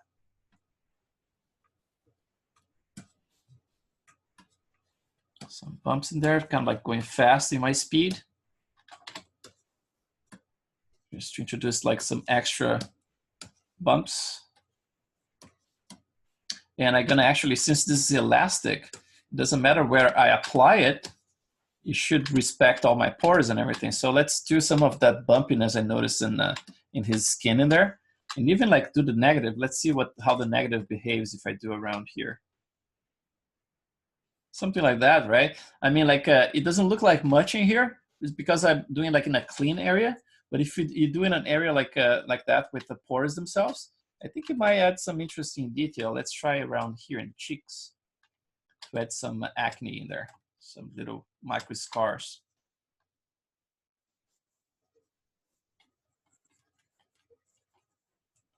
It's subtle, but it's definitely, you know, it's like better than having everything completely plain. So we're gonna do like in very circular motions here. It's a small brush. I'm gonna introduce some of this variation, even around here. Chin, and even the muzzle. Let's get some of this stuff because there's the, you know, although it's not a lot of hair, right? Like definitely has the little fuzz in there. And then I can do like the positive as well, so I can get some bumps in here as well. You cannot be like too strong because otherwise it starts looking like some kind of disease, you know, skin disease. I remember who was my student. He was doing a lot of that to add some of the variation, and he went a little too far, you know. It's like, so it was looking like chicken pox or something like that. So you have to be careful with that because definitely it's gonna, the displacement is gonna pick up that stuff for sure. So just be careful. Like adding variation is good, but if it's too strong, it's not too good. Playing with the sizes now, so I made it a little bit bigger and the intensity a little bit smaller, with that intention of adding variation and you know, it's like depth to the whole thing. Down there. Definitely don't want a chicken pox in there. And then we still miss the, like some pretty like hero marks and bruises and bumps. So we're gonna have to do that as well. Let's just add some of more of this, you know, acne stuff, maybe like on the temporalis, which is pretty much like it's a spot that definitely would get something like that. A little bit of that chowder in there. This area here, I'm not very happy yet. See, like there's a lot of pores right here against the eye bags. Those should be much less visible than what we have in here. So even around here, they should basically almost completely disappear. So this is an area I have to work on my blend. So like most of them gonna go away, and then they're gonna start showing up around here, but definitely not where they are right now in there. Even here in the nose, you know, it's like I have to remove some of them and keep them kind of concentrated just in this area around here. And then for the eyebrows, I think they are kind of like in the right spot. I just have to blend those ones better, and that's it. But those ones here look very, very out of place right now around here. So a lot of little passes, right? Like it's the kind of stuff like I'm gonna be doing this like for a long time, and yeah, it's gonna take me a little while to get everything I want in place, but eventually we're gonna get it.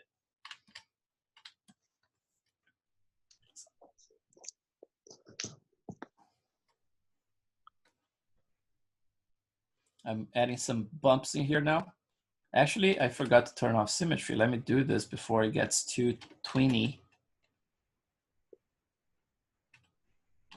Because it definitely the one like mirrored, you know, birthmarks or you know, moles or anything like that. Definitely wanted something that's more.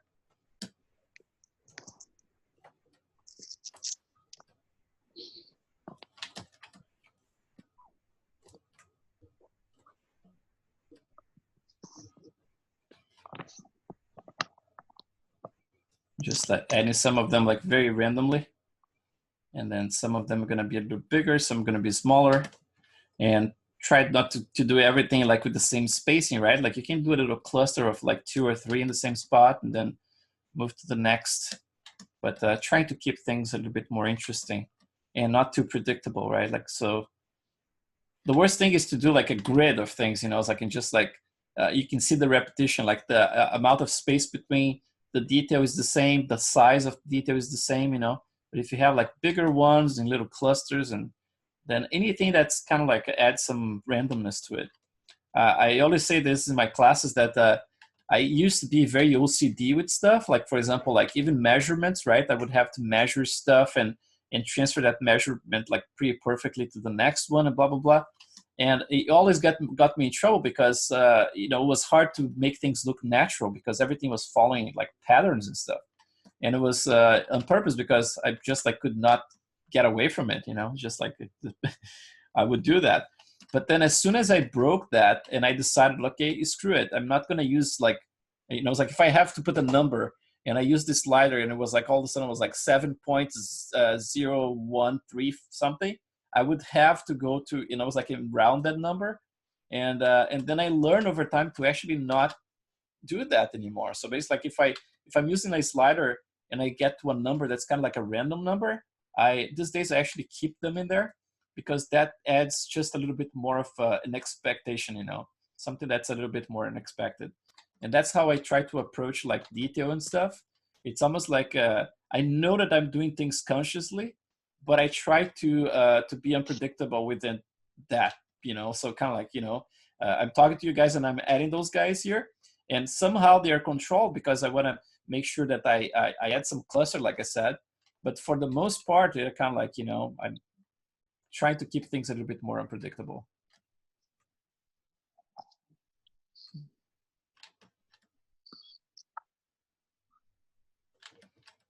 Yeah, there's a lot of bumps in here. It's the kind of stuff, you know, it's like when you, if you have like too many of them, then it's not probably going to look like a disease.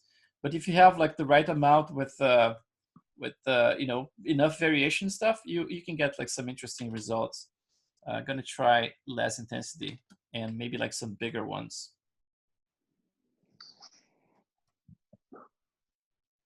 To really break up the whole, like some big ones. Right there. Here. And I'm going to go back to this area here in this the corner of the eyes. I'm going to add some more of them in here.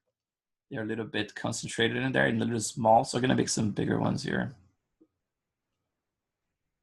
And then obviously blend everything together with more wrinkles and making sure that the wrinkles are not overpowering too much, right? Like, because what I said before, I mean, I want to add some age to this guy, but I don't want to make him like look like he's 100-year-old, right? So I have to be controlled with the depth of the wrinkles, and especially with the size of those major folds. I want to make sure that they read realistic, but not like a, you know, it's like a really old man. It has to be like a early 60s, late 50s or something. And considering all the damage done by the sun as well, right? So this guy, like, it's not average 50-year-old or average 60-year-old. It's someone who's like pretty beat up. Build up some of that just to make it a little bit more flashy. Same around here. I'm just gonna, let's see, there's someone with a open mic. I think you're gonna just mute everybody. Let's see. Okay.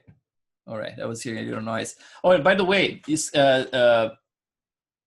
know, it's like I just want to apologize for yesterday. Remember, like I mentioned something during the class. I was like, I don't know if those are my kids or coyotes out there. And it turns out they were my kids and my wife. They're having an argument. Basically, like my kid woke up and he was like scared as usual, like sitting on his bed. And he was being a pain in the butt to my wife, and she was like losing her patience, which is not normal, you know. It's like she's pretty patient with them, but then sometimes they drive me nuts too, man. Yeah, so yesterday I was like, oh, you know, you're famous because everything is recorded. And, you know, it's like I had my headphones on, so I'm pretty sure I wasn't hearing a lot. But my students, because they had the microphone in here, I'm pretty sure that stuff is all recorded. And she was like, oh, shit. That's it, man. It's like home office, right? That's what happens. At least we don't have dogs barking here, but definitely we have kids barking.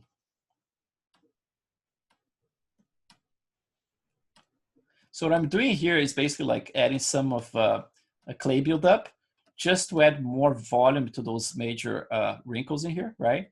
But again, like I have to be careful so I don't add too much age. It has to be enough, but a lot of this stuff is going to be countered by the subsurface scattering, right? So it's almost like I have to be a little bit more over the top in ZBrush, but it's still being careful that's not going to look like a super old man, right? It's just like I have to make sure that those relationships are good, but things are just not overpowering too much.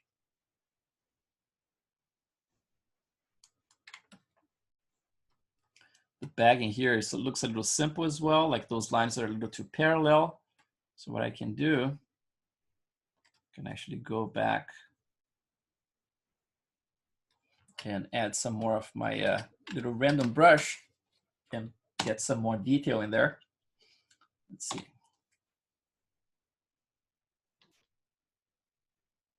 ZBrush is all about detail, man. Never mind primary forms. You don't need primary forms. It's just like add alphas to everything. It should be fine. Just kidding. Yeah, don't do that.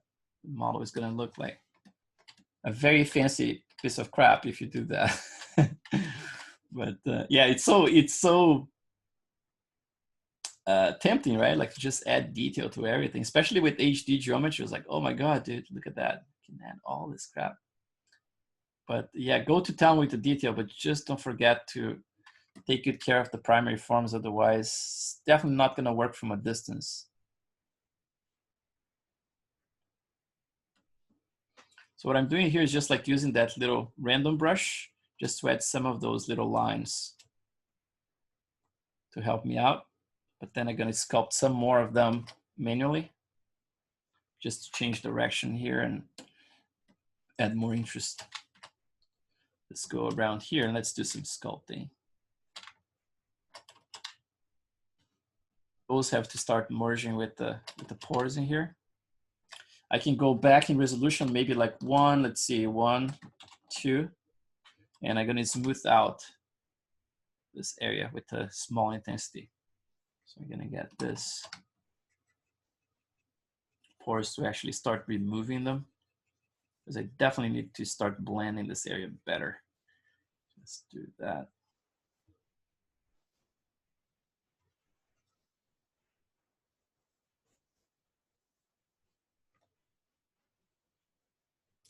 Around here as well. They're too close for comfort. This very delicate, thin skin in there. So I'm gonna just remove them all the way to around here. Maybe some of them around here as well. I'm gonna keep more like the texture side of things, like kind of like that little treatment I did in the neck. Not so much pores, but mostly texture. That's what I want to do around that area. Same around here. It's like way too much pores around here. That isn't right. That doesn't look right when I look at it.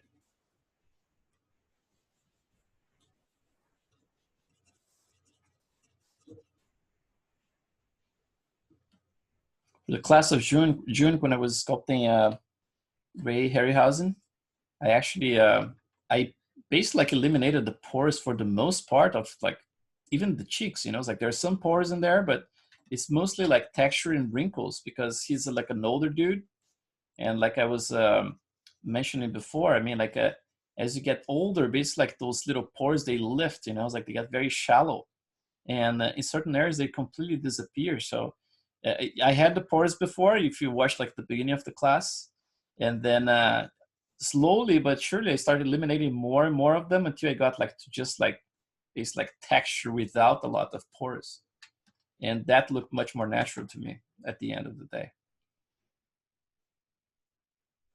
Okay, let's see this. So now I basically like I'm eliminating them from the sub D level, like 1 or 2 below this. So when I go up, you're still gonna see them. So you're gonna see them coming back just shallower. See, like they're a little shallower right there, but at least they are easier to blend now with the rest of the detail. Still can smooth them out a little bit. And that's gonna be like in the perfect spot to actually blend with the wrinkles. Just enough on there, and then around this side here as well. blend them back.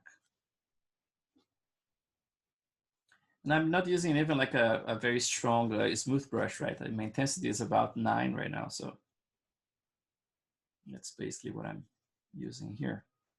And now we're gonna be using the texture stuff. Basically like that random little texture I use for directionality in the chin and all that stuff. It's one of the brushes I use the most because it creates like a texture for free, you know? It's just, you can use like in multiple areas. Like, you know, it's like this blend that I'm about to do here. You can just come with it like that. And you start like introducing some of those wrinkles in a direction like this. And it kind of fills up that little gap already quite a bit. And I can just like pick some of the wrinkles and transform them into like major ones. So I can come from a different direction now. I create some kind of crisscrossing in there as well. And then all of a sudden, like you're gonna start like blending very well with the surrounding areas, you know. It's just a matter of like coming with some hero ones and make sure that everything blends together very nicely. So they look like part of like a nice transition between different types of skin, basically. So see around here, just blend back. And my tablet is it's in one of those arms. So every time I touch it, it shakes a lot. So you're gonna see in the video there, like I'm touching it, it's like everything is shaky, shaky. It's like I'm an earthquake right now. So you see, like you went from that super bumpy area in there, like full of pores, to something that has more of like a transition now. But to make it even nicer, we're gonna actually carve this manually. Like I said before, let's introduce some of those, some hero ones in here. So let's carve one, going across. And then it's starting to blend with the pores themselves. And then in this area here, you can just create this blend on purpose, right? You can just go right there and pick some of those little pores.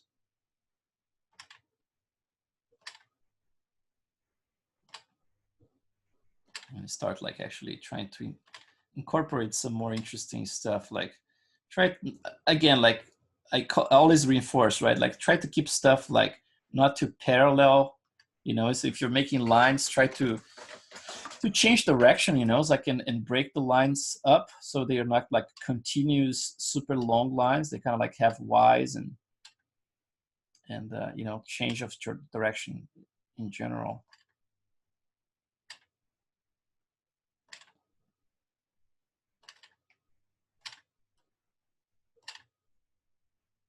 See, like kind of like changing direction as I go. For example, like start with the straight one and then break into a slightly different direction. And then around here, we're going to start blending to those little pores on the sides.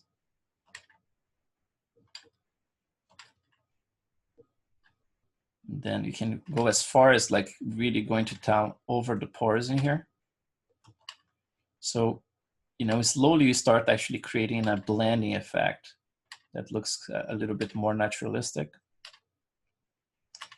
But again, like we are, you know, really not in the business of doing like a perfect representation of the human skin, right? We're idealizing, we are basically like tripping on the structures of the face, right? That's basically what we are doing. We are like a, you know, it's like I know that the skin is not exactly like I'm sculpting, right? I should be looking at more reference instead of just like winging it like I'm doing.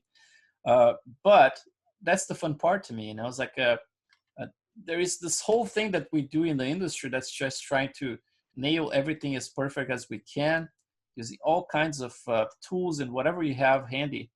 But there's no room for you to be creative within a portrait, you know, because we're really trying to just copy what you're seeing. And that becomes very boring over time, you know. It's like you can do a few of them and then, you know, kind of like, oh, that's a pretty cool exercise. But then after a bunch, man, you're just like, oh my God, dude, this is like, there's no creativity involved in here, right? And then when you start doing stuff by hand, yeah, it's not going to look as perfect as stuff done with scans or anything, but it's definitely going to add some pride, you know, it's like in some skill under your belt. So that's definitely something cool to do, you know, exercise, you know, manual labor. That's very, very cool. And you can always show your relatives, right? Like, see that wrinkle?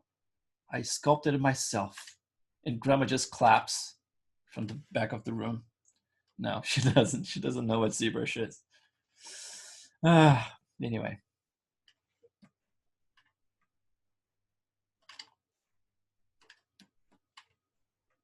My son said something cool the other day, man. Because my son, he's kind of like aloof, you know, like when it comes to the stuff I do. I'm excited sometimes. I do some work and I show him. I was like, Matthias, check this out, man. Like, what do you think about this one? Do you like it? He was like, yeah, that's okay. That's good. And he kind of like walks away, man. It was like such a bummer, you know, like he doesn't like anything I do. And then the other day he was talking to his mommy. And then she asked like, oh, about art and stuff. And he said, well, the best art I ever seen is from Daddy. I was like, oh man, check this out. You know, it was like he was taking things in, but he was not showing emotion. He's kind of like a cool guy, you know. It's like he's kind of like, oh, I'm too cool for school, and it's just I'm not gonna show that I like anything. But it was so cool that he actually said that. I was so happy, man. It doesn't matter if it's not true or whatever, you know. Just hearing that from your son, that's all I want to, you know. It's like I want to make my son proud of stuff I do. So, you know, it's like that's my whole objective. So for him to say that for me, that's a huge win. Chris, quick question. Yeah. The Arnold viewer disappearing. Arnold viewer. Like what if the Arnold render view? Yeah, it disappeared. Yeah. Okay, so let's see. I open Arnold view, whatever it is, and it doesn't really come back. Yeah, so one thing that Maya does from time to time, it screws up things, right? Let's just save the scene here because, as usual, I'm not saving anything, and that's gonna screw me up. So let's show this. Oh, check this out. I had some folders here: XYZ, Surface Mimic, and Skin Scan. So I have the brushes in there. I'm not using them, but I got from Jeremy. He sent me a package back in the day with a lot of brushes in there. So I do have them, and I might use in the future because they're very cool, but not for those classes. Otherwise, it misses the point. Let's see, personal projects. Native American, ZBrush, and 47. Let's just save this one very quickly and let's take a look at Maya. All right, so Maya, man, sometimes like one thing you can try in there and see if it happens, if it helps, try to switch your workspace. So for example, like if you have anything else, try to switch to something else. Yeah. Did it work? Yeah, that does get it back. Oh, okay, cool. So that was easy. Because if that doesn't work, you can always delete your environment file in Maya. And then that one basically resets everything. And then obviously you're going to lose some of your configuration, but at least like it resets all the menus and then things just come back, you know? Yeah, no, I don't know why or where does it go, but apparently that just finds it back again. Okay, cool. Awesome, man. Yeah, like the interface in Maya is a little wacky sometimes. And yeah, it's just like, it's Maya, right? We already bashed it yesterday, so I'm not going to do this constantly. But yeah, Maya drives me nuts sometimes. But I love it, man. That's the software I use for so many years. It's like that family member, right? Like the drunk uncle, you know? You cannot get rid of it or him, right? Just like you have to live with drunk uncle, man. Just invite him for Thanksgiving, and I was like, he breaks things. And, no, just kidding. I don't have that person in my family, but it kind of sounds funny if I say like that. I do. He cries every time. Oh, really? That's over. Eats all the food, gets drunk, and cry. Oh shit, dude. I'm sorry. Well, when he got older, he stopped getting drunk and he just cut straight up to crying. Oh, that's good. But he's kind of like he's the docile version of the drunk uncle, right? Yeah, he's a nice guy. He's not the one that like, do stuff. Picking a fight with the neighbors. Yeah. Yeah, that's good. That's good. We like that. We like that uncle.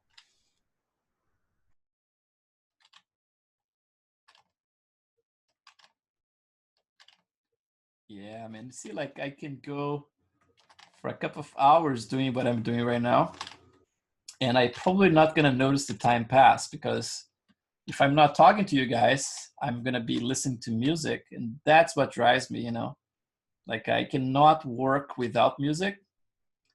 That's why it's a new experience to me to actually talk and work at the same time like that with the crowd.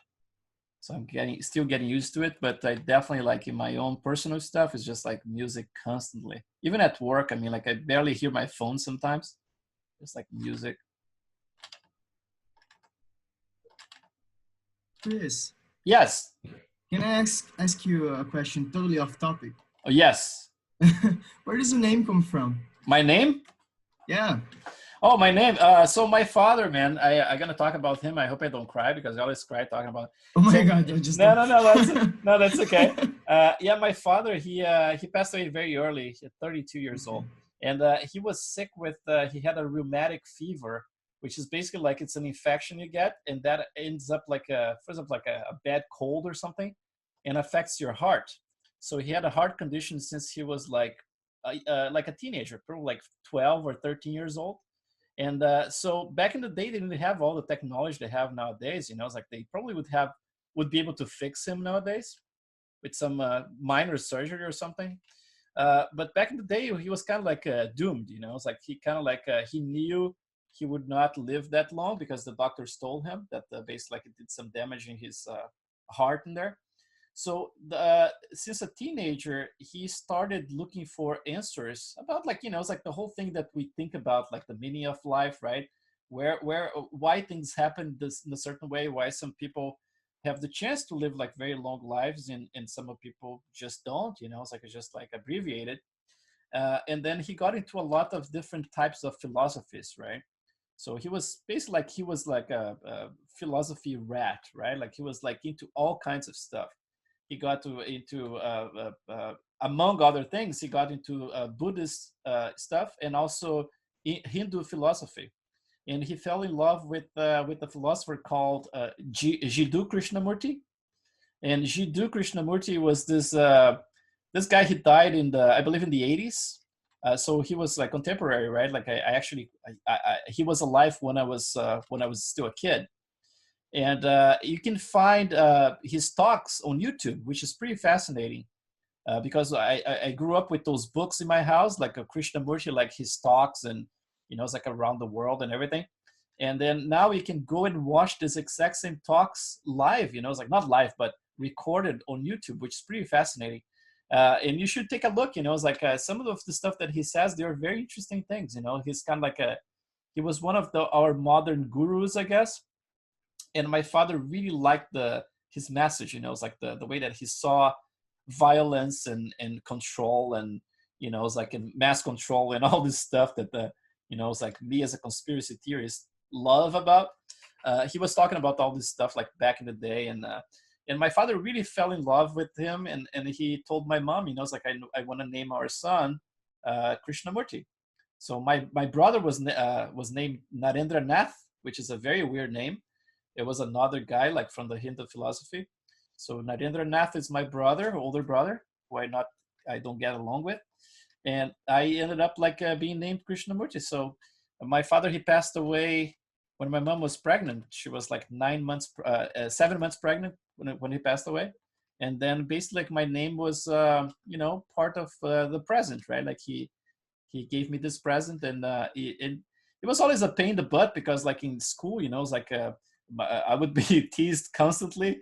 And the favorite one was instead of a Krishnamurti was Chris Yogurt, right? Chris Yogurti in Portuguese.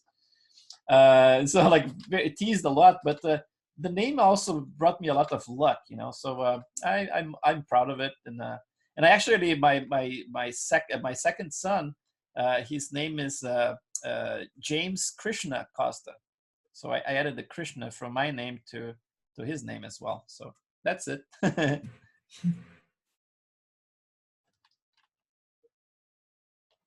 I always thought perhaps you had, because I know Brazil has such a diverse community from Portuguese and African descent, Asian, and all that. So I thought perhaps you had some Indian descent. Indian, right? And I get messages from Indians all the time, man. You know, it's like, hey, you know, it's like you're from India, blah blah. I was like, no, I'm Brazilian, and I think that's the reason I actually changed my name on Facebook, because I had Krishnamurti as my full name before on Facebook, and then I was getting so many messages, man, from Indians, and especially when I get like, I was like, you know, some front page of something, and then they are like so proud, right? Because like one of us is like getting front pages or something back in the day, and then I had to remove and put just Chris Costa, because it's kind of like, okay, so at least I don't get bombarded with the emails, you know, and messages. But you know, it's like I don't take offense, obviously, but it's just like it gets a little annoying after the 50th one. Yeah, I mean, it's such a specific name, right? Like linked to a very, very, it's not even that it's linked to India, it's linked to a very specific part of Indian culture. Yes, So it's... And Krishna is basically like their main god, basically, right? Like they're it's one. I think it's the god of the one that has many limbs. Mm-hmm. Oh, actually, Krishna is the blue one, the one with many limbs. Yes. I think is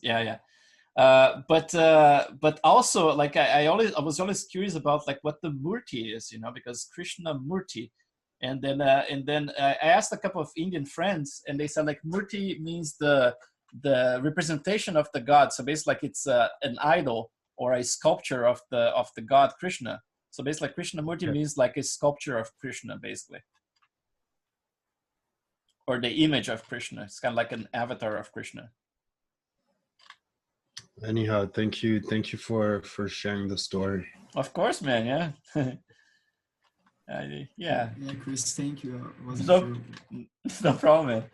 Yeah, like when I talk about my father, like during the you know, it's like in conferences, right? He always brings me to tears, which is weird because I never met the guy, so I don't have like a direct connection with him. Like you know, it's like but there is something about those conferences. I think it's different here because we're just like in a small group.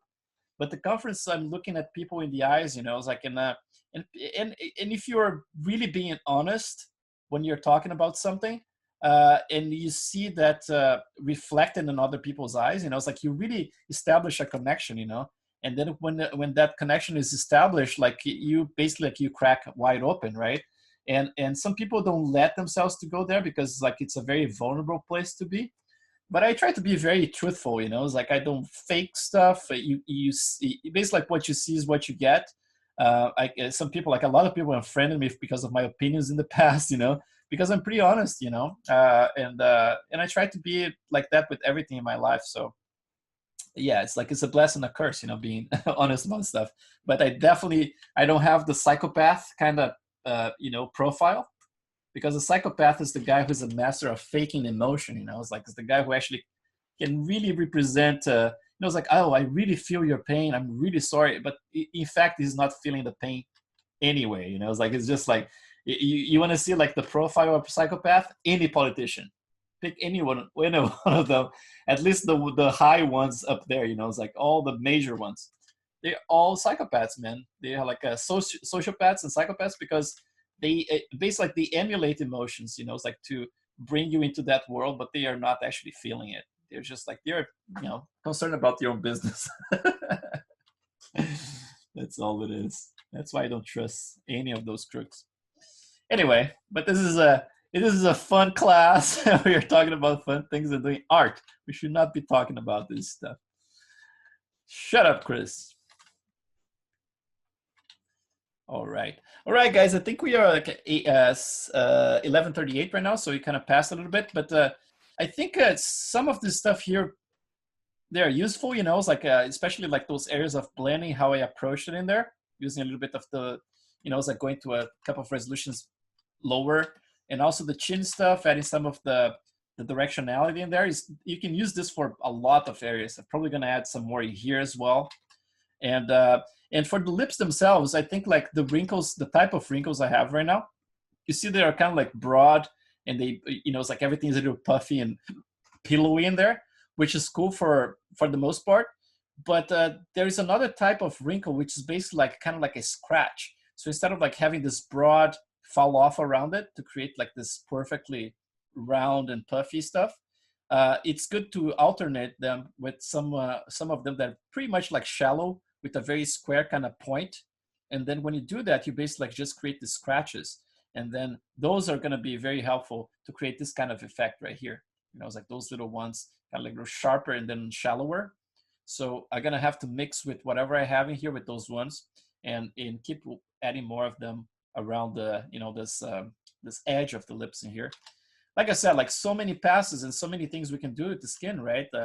Today was just like part of the process, but I'm happy we actually managed to do more work in the eyelids because I was kind of, you know, it needed a lot of work in there. But that's it for today. And tomorrow we're going to be probably starting with some hair. We can start easy, you know, just introducing you guys to XGen.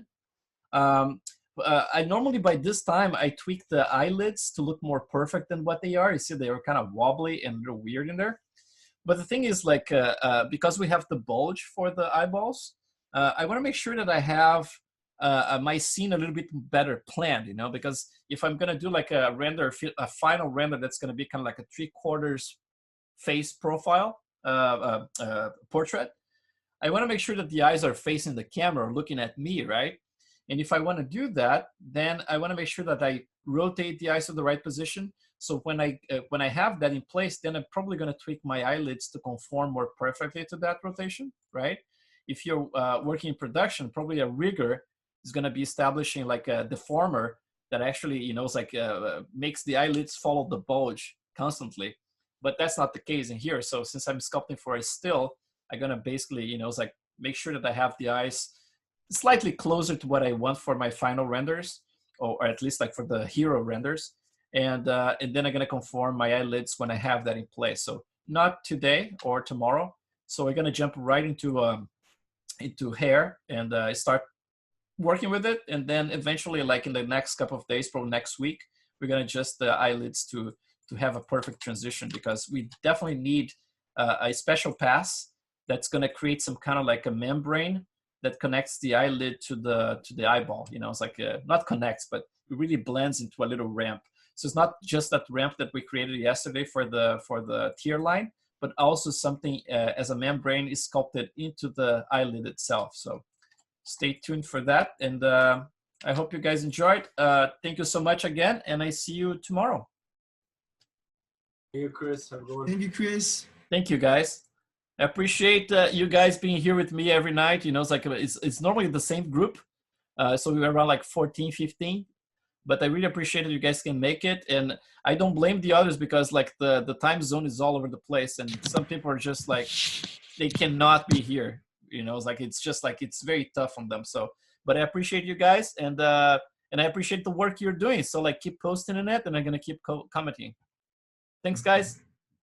See ya. Thank you, Chris. Yeah. Bye-bye. See ya. Good night. Bye. Good night.